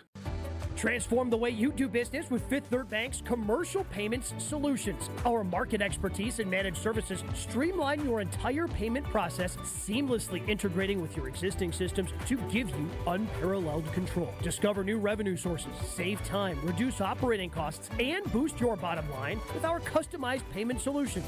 Fifth Third Bank, National Association, custom solutions built around your goals. Member FDIC. Tune in to KBN every day at 2 o'clock. 94.5 ESPN is WKTI and WKTI HD, Milwaukee. A locally owned Good Karma brand station. Showtime. The right way to start your day. This is Jen, Gabe, and Chewy. Robinson in motion. Give it to Singletary. On the cut. Penetrates and scores. What an opening drive for the Giants behind Jamison Company. Third down again. Willis holds on. Willis rolls and throws. And it's snatched for the touchdown by Watson. 10th play of the drive out of a run formation. And Wilson slips through and scores to give Green Bay the lead. Love. Drop back. Wide open man. It's the tight end Josh Wiley. His second game with the Packers. And he's got the touchdown to give them the lead. Fifth body coming for the Giants' pressure. Love with time. Waving receivers around. Off the back foot, he launches it downfield. And it's caught by Savion Williams. Love on a high snap. Floats it. Watson up top. It is caught! Touchdown Packers! Green Bay's got the lead. They're playing intermediate right now. Here's Winston. Loading up. Gotta hurry. Hit from behind. Ball is out. And this game is over. And Micah Parsons finally gets home. And he is now 9-0 in his career against the New York Giants. This is Jen, Gabe, and Chewy. Now live from the Gruber Law Office's One Call That's All studios with Gabe Neitzel and Mark Chamara. Here's Jen Latta. What does that music mean, Gabe Neitzel? It's a victory Monday. That's right. Packers get the big victory yesterday against the Giants. Look, it was not pretty. I would say it was actually kind of ugly, and they started slow, and there were certainly issues, and yet it's a win. We do not apologize for wins. We simply improve the things that we did not do all that well. But one guy who I think shut up a lot of critics with his performance, with his clutch play, was the quarterback Jordan Love. Even guys, him taking that hit and going into the medical tent, which I believe I texted you guys, oh my gosh, but I didn't say gosh. As Jordan Love left the field. Wait, that's what you censor yourself on? Yeah, I'm Catholic. Oh, because the other words aren't bad if you're Catholic. Yeah, I don't think that Jesus has an issue with the other words. He very implicitly had said that he has an issue with the one. Somebody didn't pay attention during their Catholic schooling. Well, that's not sort of the case for everyone. It's because they go on and on and on and on and on and on and on. Exactly. That's how I feel. Jordan Love looked good yesterday. It was the clutch performance late in the game. It was him coming back from the medical tent, getting back out there on the field, even dealing with that shoulder injury, the left shoulder injury that Gabe was just talking about in the last segment of the show. I think he earned a lot of props, if you will. I think he earned some props from people who were like, is this the guy? Should he be the guy? Can he get the job done for this Green Bay Packers team? I think he answered yesterday, yes. Yeah, but how many times has he done that this year? And then followed it up with games that we saw against Carolina. Yeah, that's the issue. Against Philadelphia. And that's the issue. He needs to start building on that. And that is going to be, if you're a critic of Jordan Love, I would not consider myself one of them, hoping that good thing that Jordan came back in, because if Malik played well, if they win, we would have a lot of conversation about Malik and Jordan Love in terms of the quarterback position for the Packers. But we knew this coming in. We know what the ceiling for Jordan is. He just has to reach it more often. He has to play like he did yesterday more often. Yeah, the final stat line doesn't look great, but the 5 drops, I think, certainly factor into how poorly that reflected. And he played well. He played really good yesterday. Well, he has to continue that if the Packers want to continue to build off of it. It's all about Jordan and him being more consistent, letting it rip like he did on that throw to Christian Watson in the end zone to win the game. I think it's really important that you say that, because if you're one of these people who doesn't watch the game but just checks out box scores, and admittedly, I'll do that sometimes for other games in the league, right? I'm not sitting there watching every single NFL game, but I'll certainly check out the box score and see how it shook out. You would not know, you would not be aware of how well Jordan played in the clutch in that game. We referenced it earlier, right? Didn't he go like 4 of 7 or something like that on that final drive? 4 of 6. 4 of 6 on that final drive, and he had the big chunk plays to Savion, to Christian, etc. The box score is not indicative, especially with that 74 QBR, of how Jordan. Well, 74 QBR is really good. 50's average in that stat. Oh, I guess I thought it was quarterback the rating is quarterback 105.2. rating, yeah. Which, by the way, he was 105. Yeah, yes. I saw the 74, thought it was the quarterback rating and not the QBR. That's on me. But if you looked at the box score, you would not have known that he had the type of day that he did. And I do think that it is important that people see that Jordan Love can do this. And we have talked about this, guys. This is what we have ranted about, it feels like, for years about Jordan Love. Because you see flashes of greatness, because you see him be able to put the team on his back like he did yesterday, you expect him to be able to do it consistently, week in and week out. What is it going to take for him to be able to do that, Gabe? Hopefully, we'll see if Matt LaFleur kind of cuts him a little bit loose. Jason asked the question of both of them last week. Hey, when Jordan was starting for the first time, both Matt and Jordan said, hey, we just got to cut him loose. As a play caller, as a player. Was the exact quote. Yeah, let him rip. And that's what Jordan has to do here. If you throw another interception or two down the stretch, a couple picks, who cares? You got to let it rip. You have to take chances with the football. You can't be hesitant, because there were too many times in the previous 2 games where it gets to the top of the drop, looks like he wants to throw it, and maybe I shouldn't, and then decides to try to go on.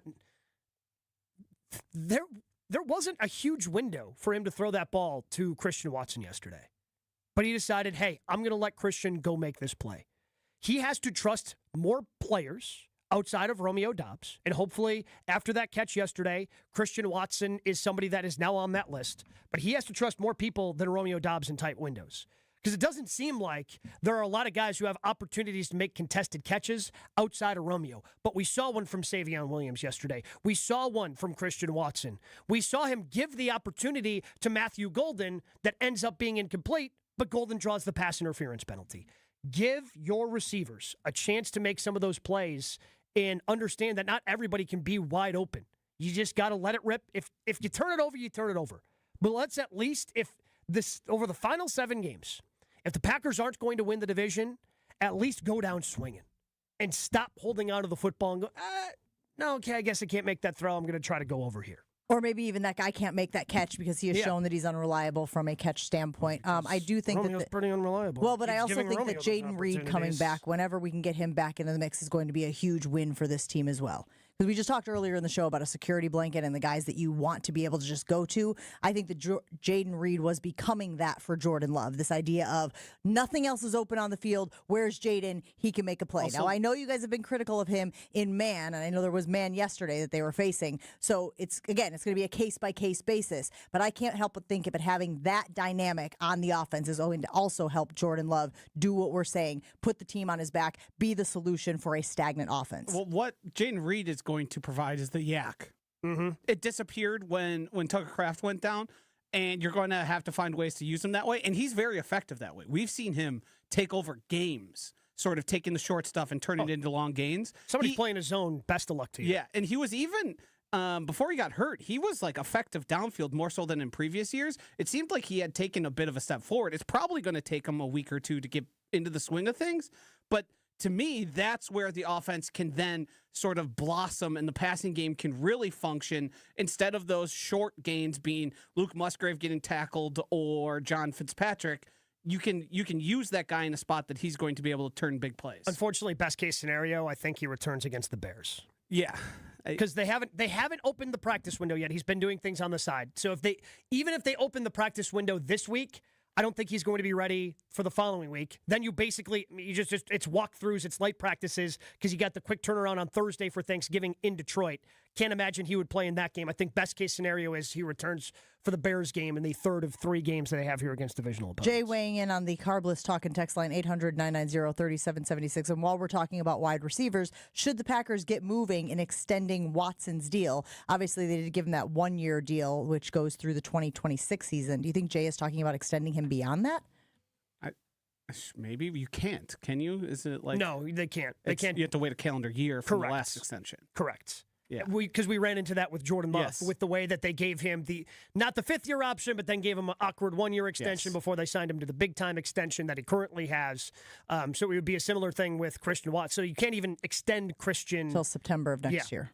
That would be the earliest they could have those conversations. If you're on the line, stay on the line, and we'll get to your calls right after this on Jen, Gabe, and Chewy. Recovery is just as important as training. That's why my infrared sauna from Good Health Saunas has become a game changer in my life. The deep heat helps loosen tight muscles, ease soreness, and improve flexibility so I can bounce back fast. And so look, guys, it's not just working out, it's travel as well. I'm on these airplanes, the circulated air in these hotel rooms. I just feel down and lethargic. But the Good Health Sauna gets me right back to full speed. And I know you guys have seen people using their Good Health Saunas, their red light therapy on social media. So many people are behind it because it works. Stop into the Good Health Sauna showroom in Waukesha or visit goodhealthsaunas.com/Jen for more information.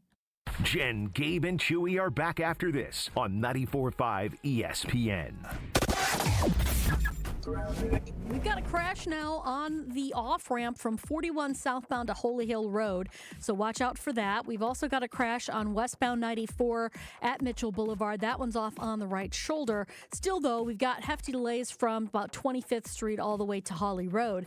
Eastbound's backing up from 92nd Street to Holly Road as well. Southbound 43, we got backups from Hampton all the way down past Capitol Drive down towards Locust.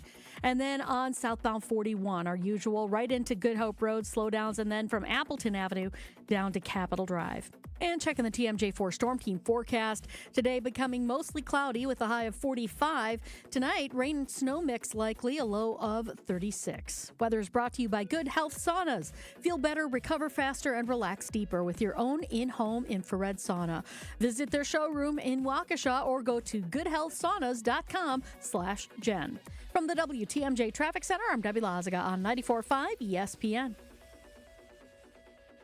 This season, the Bucks are going for it all. A game winner for the Greek Freak. Go inside the team's pursuit of a championship on Locked In, the new season of the Behind the Bucks podcast, narrated by Bucks legend Marcus Johnson. Hear from the team stars on why they think they can make history. It's all on Behind the Bucks on the Bucks Plus audio network. Behind the Bucks is presented by Gallagher, your trusted insurance broker and HR and benefits consultant. Available now on Bucks.com/plus, the Bucks app, the new ESPN Wisconsin app, and wherever you get podcasts. The NFC North Green Bay Packers are returning to Milwaukee, and you're invited. At defensive end from Texas, rookie edge rusher number 99. Green Bay Packers select Baron Sorrell. Coming to the all-new Cunis Buick GMC of Greenfield. Go, play, go. That's all I can say. Let's do it. Let's do it. Meet Green Bay Packer defensive end Baron Sorrell. Tuesday, November 18th from 4 p.m. to 6 p.m. During this exclusive 2-hour event, you'll meet Baron Sorrell live in person, just days before the Pack Sunday game versus the Minnesota Vikings. Color action photos of Baron Sorrell will be provided, and bring your own item for him to sign free of charge. Tackle for a loss by Baron Sorrell. Don't miss your chance to meet Green Bay Packer defensive end number 99, Baron Sorrell. Exclusively at Cunis Buick GMC of Greenfield, 3615 South 108th Street, just off Beloit Road. Tuesday, November 18th from 4 p.m. to 6 p.m. Packers get the win. Hey Tom, I want a new hoop for the kids. Any ideas? Yeah, I got mine from Precision Sports over 10 years ago. They helped me choose the right hoop, installed it, and even painted my court lines. Nice. How do I reach them? Easy. PrecisionSportsOnline.com for a free quote. It's ESPN Wisconsin's Game Night Show for Events by Design. Events like appreciation parties and retreats can go a long way towards boosting morale and retaining top talent. Events by Design is your go-to creative partner for employee events that truly make an impact. They help leaders retain top talent by making their people feel seen, valued, and celebrated. The creative team at Events by Design does all the planning and production, making sure things not only look great, but also work. Make a smart investment in your culture today. Search online, Events by Design. They design, you party. St. Nick? Meet St. Kate. The holidays are in full swing at St. Kate the Arts Hotel, where every celebration shines a little brighter. Browse unique gifts at the holiday marketplace, gather for unforgettable Christmas Eve and Christmas Day dining, and of course, don't miss Brunch with Santa, a family favorite filled with joy, treats, and holiday magic. Celebrate the season at St. Kate the Arts Hotel. Visit stkatearts.com/holidays for all the details. Give the gift of a special night out from the Bartolotta restaurants. Purchase a gift card at bartolottas.com and get a $20 holiday bonus for every $100 you spend. Happy holidays from all of us at the Bartolotta restaurants, and thank you, Milwaukee. This is Jen, Gabe, and Chewy. Excuse me. Hold on. Getting choked up over it.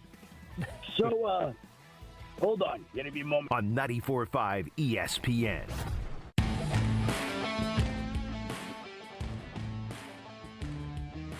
Hey guys, it's Jen, and Closets by Design Milwaukee is doing something really special this holiday season. They've launched a holiday food drive to help families right here in our community. Their goal is to make sure at least 100 local families enjoy a full holiday meal this year. Closets by Design in Mequon is family owned and operated by Doug and Cindy Gowert, and its giving back is just part of who they are. As Doug says, when times are tough, family and community have to come first. So they're asking all of us to join their mission to pack the van and feed a fam. You can just stop by 6040 West Executive Drive in Mequon, or just put Closets by Design into your GPS. During their business hours, which are essentially 9 to 5, drop off non-perishable food, toiletries, or cash donations. Help fill the Closets by Design van and make sure that no family in our community goes hungry this holiday season.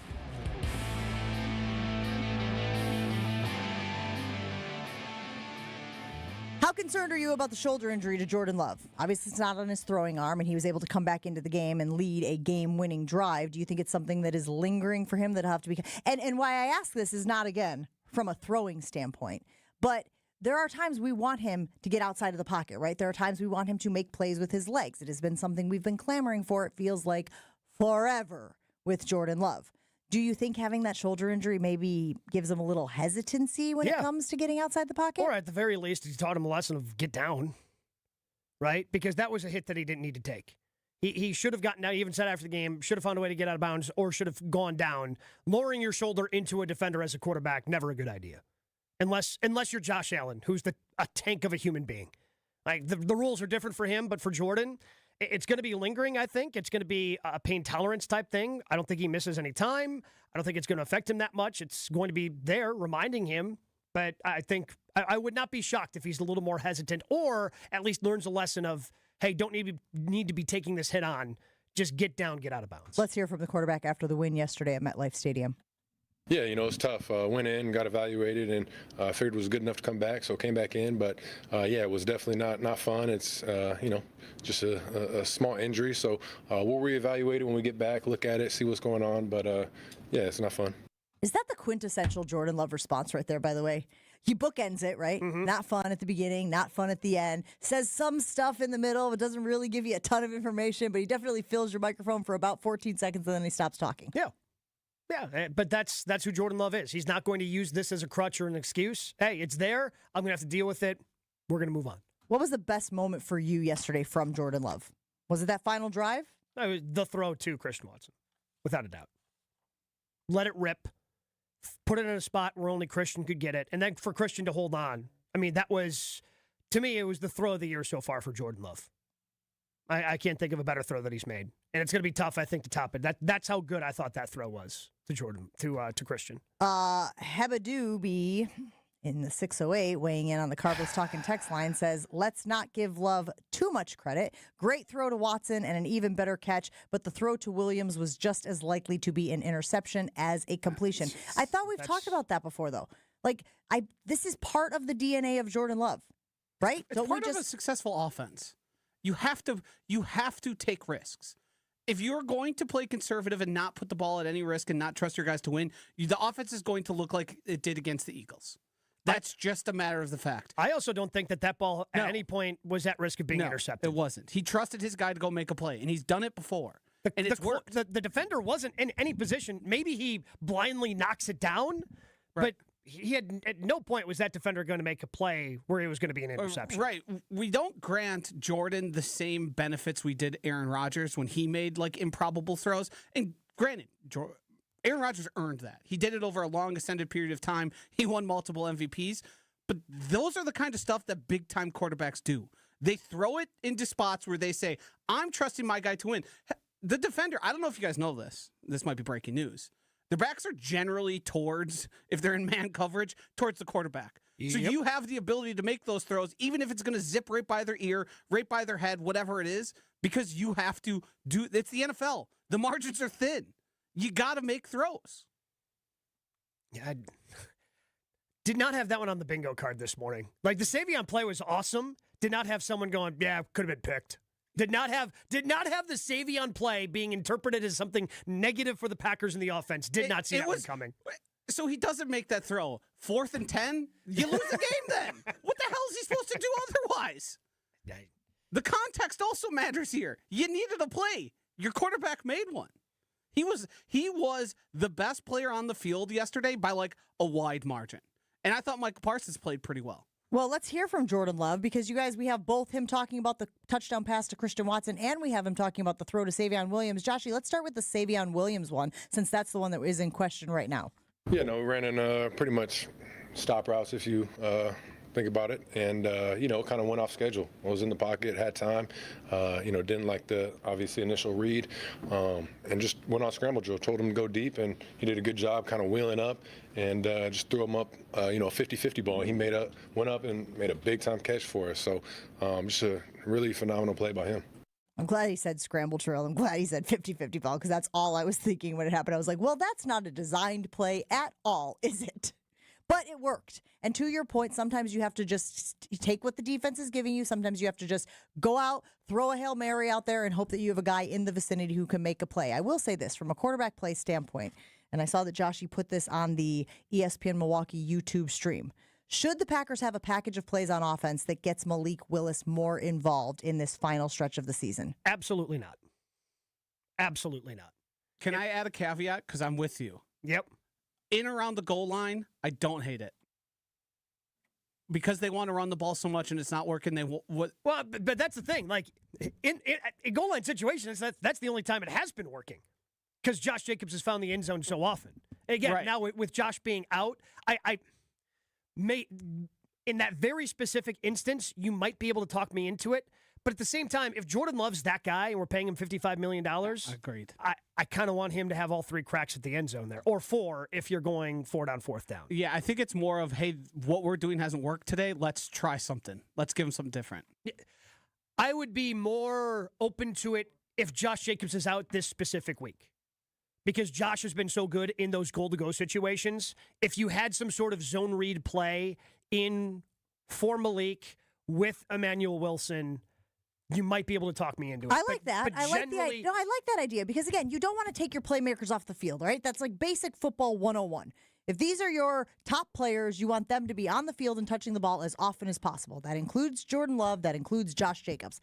But if Josh Jacobs is going to miss time as he deals with this knee injury, and not significant time, as we were told yesterday after the game, then it does feel a little like, because Malik gives you that run element. Now, he's not I'm not asking Malik Willis to become a running back for the Green Bay Packers. I don't want anybody jumping into the thread. I don't want anybody jumping into the comments saying that.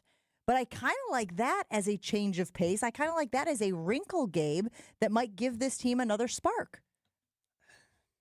I still think I'm against it. Because now I'm just thinking it through, like on 1st down, you run something. Now he comes out there. Let's say it doesn't work on 2nd down. Now all of a sudden, Jordan's thrown back out there on 3rd down. All right, make something happen. I feel like you're putting Jordan in a real tough spot. If it works, everyone's going to think it's great. But the second it doesn't work, I don't know if the risk is worth it in that situation. Can you keep Jordan on the field? Can you have them both on the field? You can, but then you're technically playing a man down because... Yeah, you're just going to throw Jordan somewhere where he's not a part of the play. And I think where you could get creative, though, is have Malik on the field, and guess what? He doesn't get the ball. And it goes to someone else. That's also a way to do it. Well, and I also think maybe you run a play, and even if it doesn't work, now defenses have to think about it, right? As you're getting into this tough stretch of the schedule where you're facing all these division opponents, maybe all of a sudden you give them a little something like, oh, wait, They threw Malik Willis out there on a couple of plays. Didn't end up working out, but that doesn't mean that we don't have to scheme against it or be prepared for it. They take a little bit of their bandwidth away as the prep week goes on. Here's the thing that I'm having trouble a little bit with this is if Malik Willis was on, say, the Chicago Bears with Ben Johnson or Dan Campbell and the Lions, Malik Willis is getting touches in and around the goal line. Well, sure. 100 million%. Yeah, but Jared Goff also plays with 2 gloves when it's 45 degrees outside. So boy, was he bad yesterday. That's what I'm saying, man. You put on 2 gloves, you can't be trusted. They're not afraid to do the misdirection. I don't want to say trick plays because that's not necessarily what they'd be doing around the goal line, but they're not afraid to sort of do things teams haven't seen to catch them off surprise. They do it all the time, and to my knowledge, it's pretty effective for them. Let's hear from Matt LaFleur, who was, I believe, asked about having a special package for Willis. It's certainly up for discussion. I mean, it's just hard to want to take your quarterback off the field. So, you know, I know there was some game plans last year where we had a 2 QB package, and who knows? Maybe we'll see that come back. And it maybe even him saying that does what I was alluding to, which is makes opponents have to scheme against it, makes opponents have to be prepared for it. Because there's nothing worse, as you guys know, than a team trotting out a personnel package that you've never seen before and going, what the hell do we do now? Who you got him? Who's got it? You know, and there's all that miscommunication and the chaos, and that could ultimately be an advantage for the team on offense. We will put it on the ESPN Milwaukee, Jen, Gabe, and Chewy Infinity Exterior poll as well. Should the Packers have a package of plays on offense that gets Malik Willis more involved? Because to his credit, guys, every time he's been out there on the field, he makes stuff happen. We are not proposing a quarterback controversy by any stretch of the imagination. We are simply saying, man, if you've got a weapon, you got talent, is there a way you can use it? Is there a way that you can take advantage of that talent, especially in this portion of the season where you're going to be facing the NFC North opponents? People are going to be running the ball. You may be without Josh Jacobs for a stretch here as he recovers from the knee injury, Gabe. Yeah, I'm. The more I think about it, I think I'm just out on it in general. I don't want to take Jordan Love off the field, put him in bad situations. Like, we're just talking about how we want Jordan Love to cook. We want Jordan Love to go out there and be the guy. Oh, but we're going to take you off in the field when we're in the most important part of the field trying to score a touchdown. Seems counterintuitive to me. I think ultimately I'm against this. But is your business looking to take the next step? At Fifth Third Commercial Bank, Wisconsin, the team of local experienced advisors here to propel you forward. They understand your needs and offer in-depth expertise, cutting-edge technology, and tailored solutions to streamline your cash collections, automate payments, and safeguard your assets with top-notch fraud mitigation tools. Contact Fifth Third in downtown Milwaukee today. Let's eliminate the non-value ad work so you can focus on what truly matters most. Growing your business. Fifth Third Bank National Association. Custom solutions built around your goals. Member FDIC. Jen, Gabe, and Chewy continues next on 94.5 ESPN.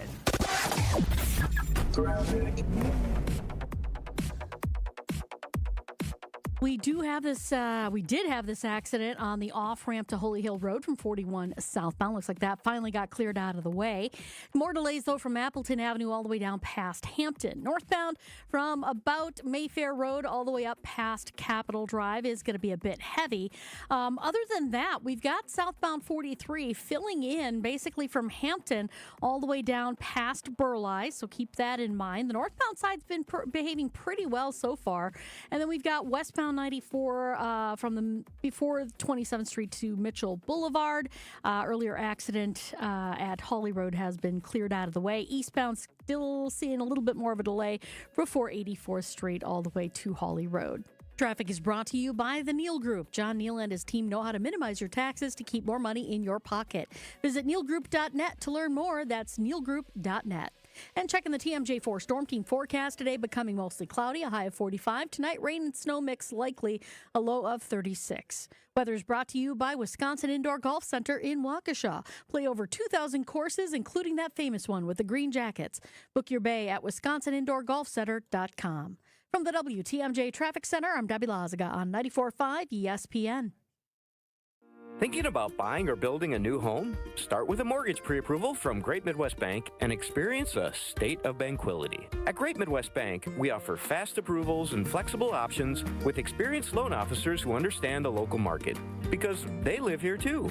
Whether you're breaking ground for new construction or buying that dream home just around the corner, we'll guide you every step of the way.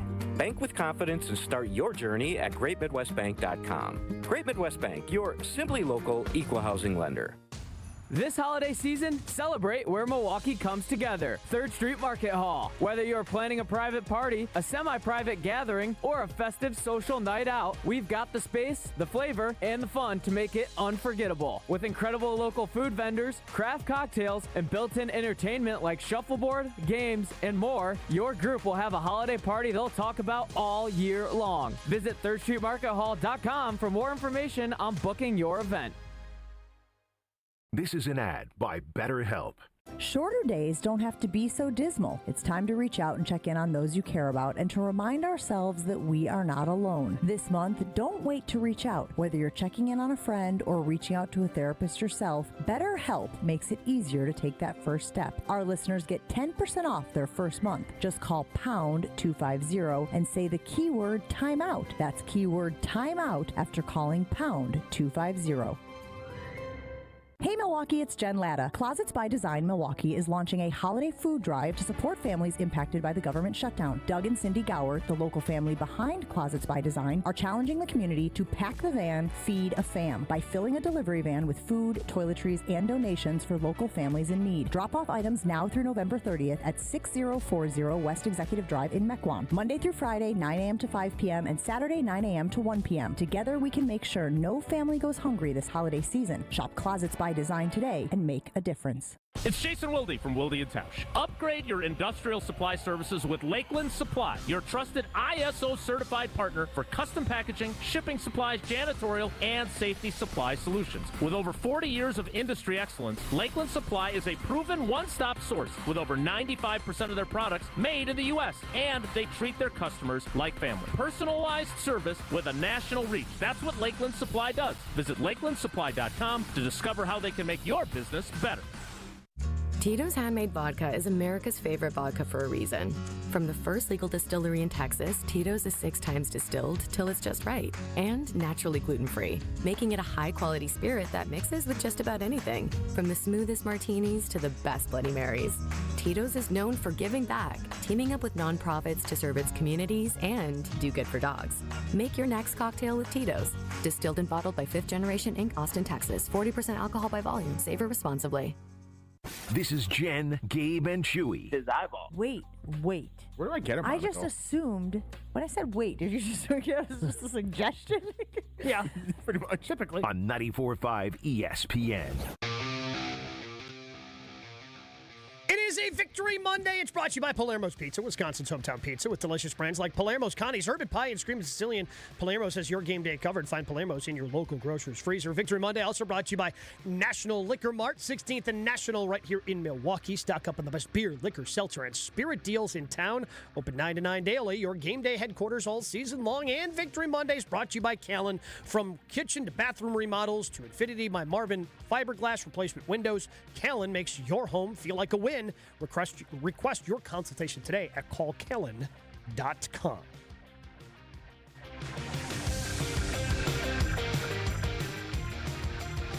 We talked a little bit earlier about the defense yesterday in the Packers' win over the Giants.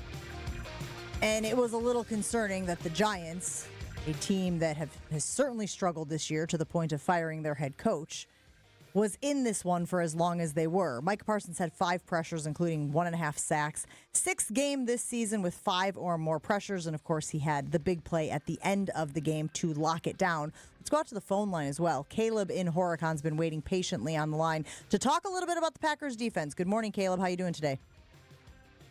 Good. How are you guys? Happy Victory Monday. Well, it sounds like it from you, Caleb. Can we get a little pep in the step here?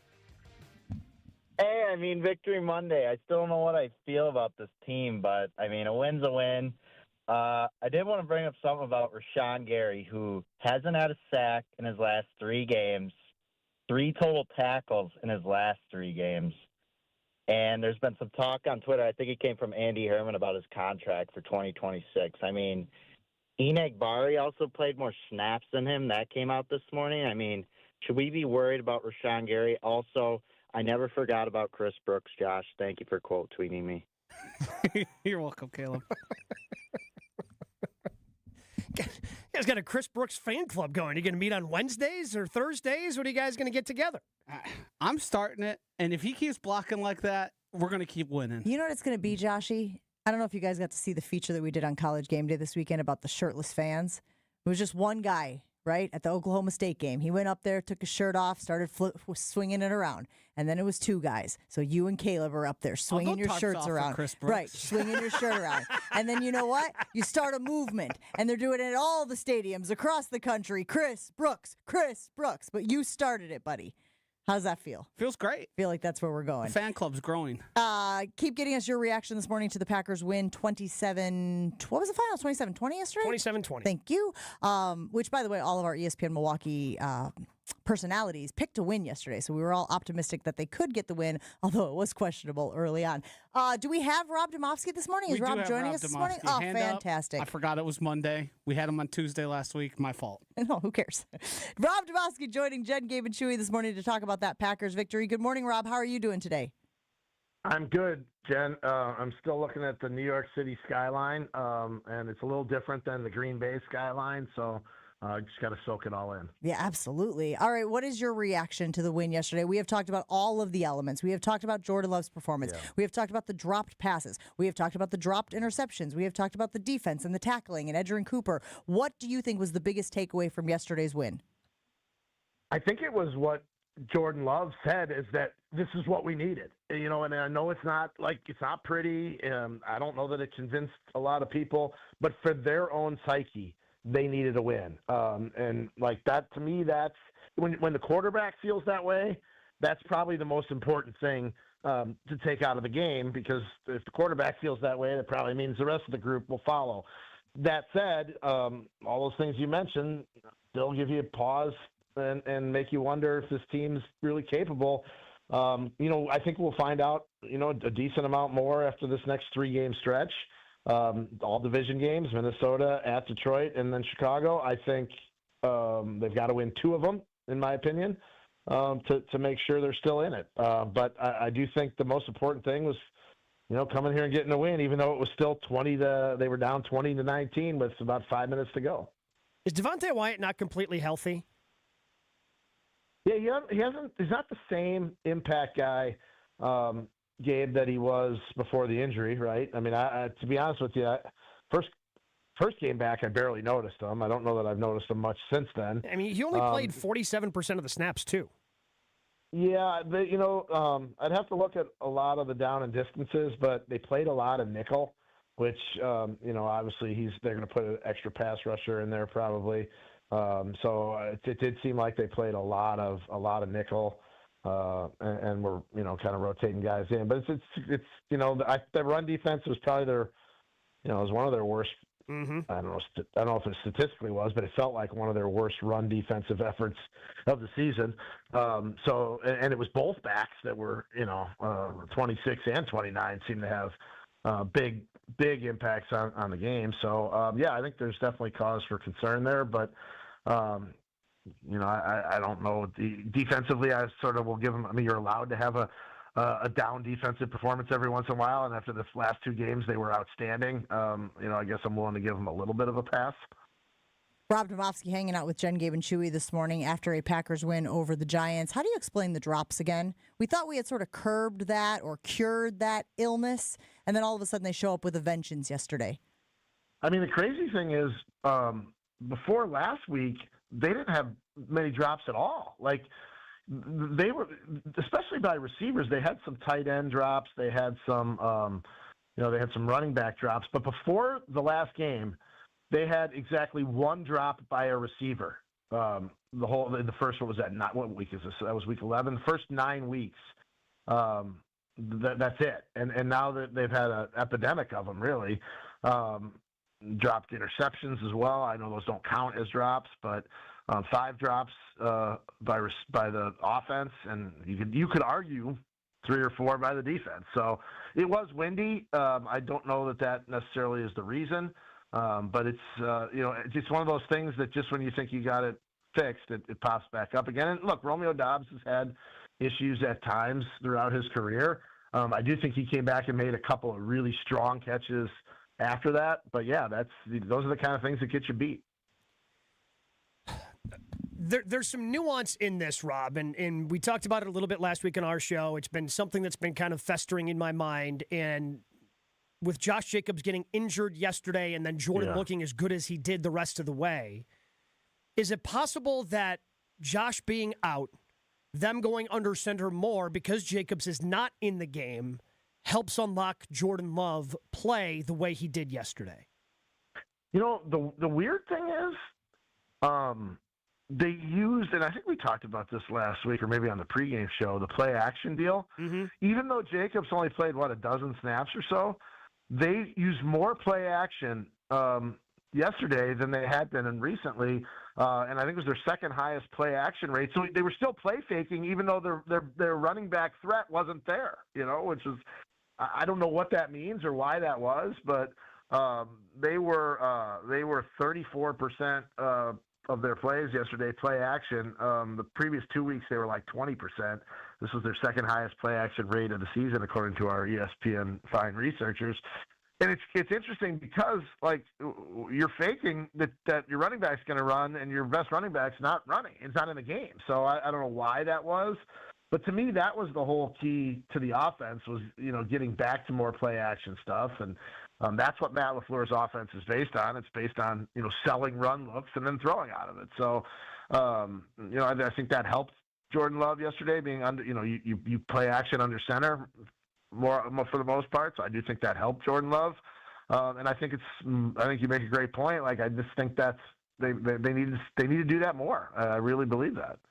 Rob, let's talk about the quarterback. Jordan Love had a pretty good game, coming back from the shoulder injury, getting back out there, leading the game-winning drive. I said the box score isn't going to be fully indicative of how good he was yesterday. What's next? How does Jordan Love duplicate that type of performance so that we can get some of that consistency out of the QB that we so desperately want? Yeah, throws like the touchdown to Christian Watson, the second touchdown. He obviously didn't have the first one. Malik Willis did. I mean, those are the that was an Aaron Rodgers type of throw. That corner fade where the ball is put, basically in the perfect spot, and Watson had to go up and make a heck of a play. Like, you need to see more of those plays on not always, don't have to be touchdowns all the time, but just ball placement.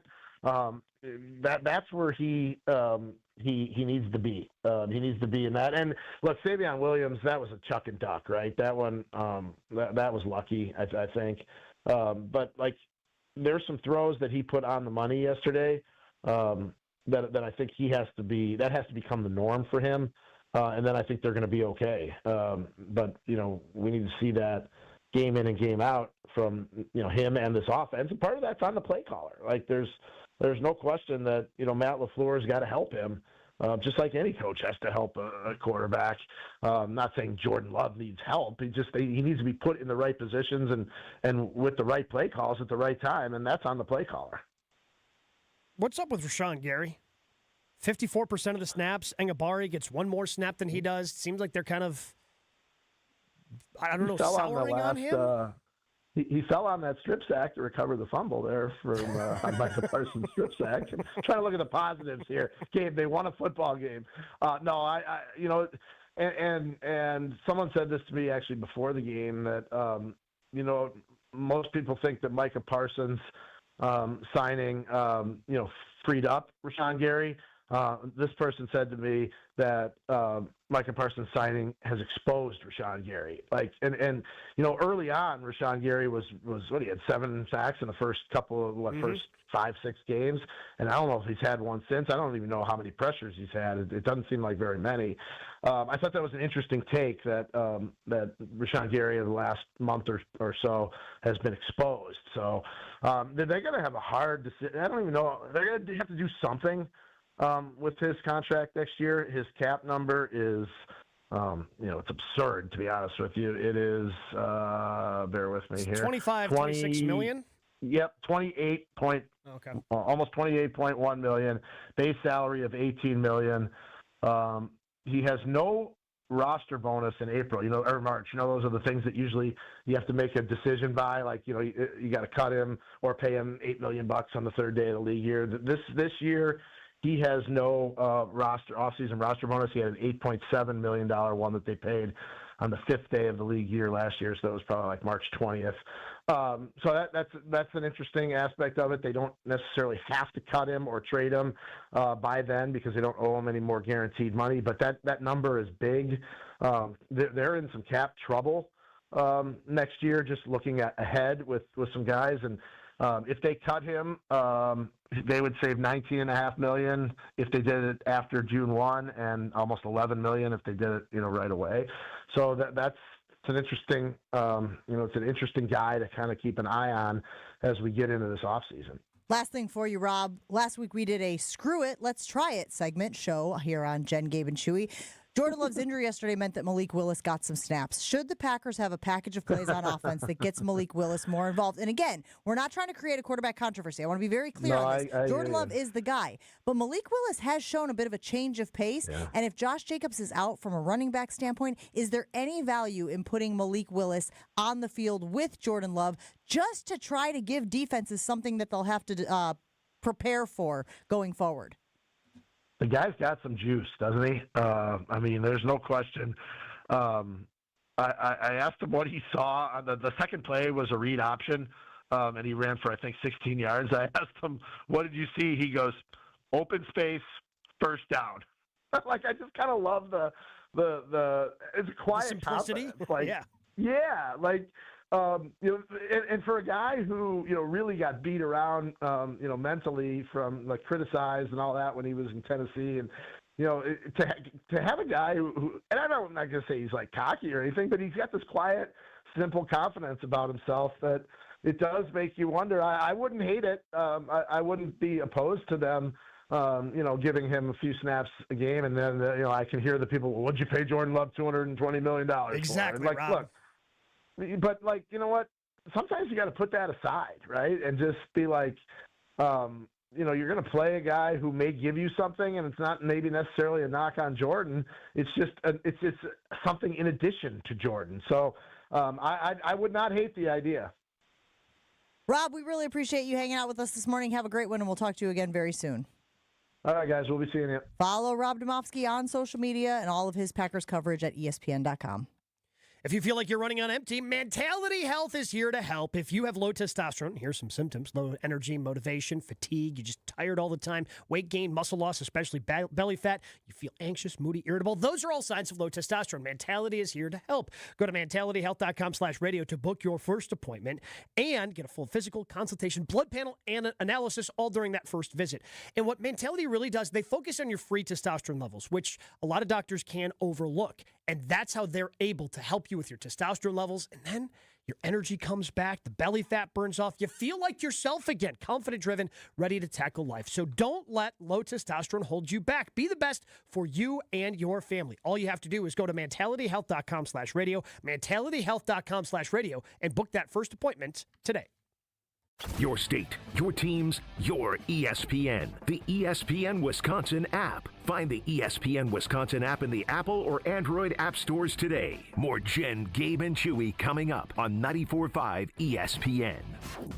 This is Eric Brown, owner of Siding Unlimited, letting you know that Siding Unlimited installs Pella windows and doors. That's right, Siding Unlimited installs windows, and we do it really well, earning the prestigious Pella Platinum Premier National Certified Contractor of the Year award 5 times. New windows, our expert team will deliver on a smooth, hassle-free installation, making you feel proud of calling Siding Unlimited for your window project. What's the next step? Call 262-567-4513 or go to sidingunlimited.com. Goldsmiths are essential to running a jewelry store, but they're extremely hard to find. Goldsmiths can repair jewelry, set diamonds, resize rings, and create beautiful, one-of-a-kind pieces of custom jewelry. Most jewelry stores do not have an in-house goldsmith. But Kessler's has 18 wonderful goldsmiths working in our 9 Kessler stores. The average Kessler's goldsmith has more than 15 years of full-time experience. And that's not counting all the apprentice goldsmiths and jewelry designers. Our goldsmiths repair a lot of jewelry that we did not sell. Bring us your broken jewelry and we'll bring it back to life. When you see a woman with an extremely attractive, very distinctive engagement ring, you can safely assume that it's a custom-designed, one-of-a-kind ring made by the goldsmiths at Kessler's. When your relationship is special, you need a special engagement ring. if you want something that's breathtakingly one of a kind, come to Kessler's. For the location of the Kessler's nearest you, visit KesslersDiamonds.com. If you're living your life in pain, you need to take control of your health and look beyond just traditional medicine to get that done. Hey, it's Brad Nortman, and I want to tell you about my friends at QC Kinetics. When I've gone to the Greenfield location, I have seen with my own eyes what QC Kinetics can do for you. QC Kinetics offers cellular treatments that at the micro level can cure that pain for the long term. Using QC Kinetics' natural healing tools, you can revitalize those joints and get back to living the life that you deserve to live. It's fast, all natural, and there's no downtime. You'll be amazed, just like I was, to see all the tools in their toolkit to give you a pain-free life and get you living an active life once again. Do not wait any longer. QC Kinetics is the nation's leader in regenerative cellular medicine, and it's something that you need to see to believe. Your pain-free life is waiting for you on the other side of your free consultation with QC Kinetics. Give them a call today for that free consultation at 414-240-2298. That's 414-240-2298. That's 414-240-2298. You're listening to Jen, Gabe, and Chewy. What do we do? Where do we go from here? We've talked about insulation, we've talked about fantasy camp, and now we've talked about Burning Man. We've hit for the cycle in the first 5 minutes of the show. On 94.5 ESPN. Wilde and Tausch will continue talking about the Packers' victory over the Giants right now on 94.5 ESPN Milwaukee. Have a great day, everybody. Your fantasy roster is set. The Smack Talk is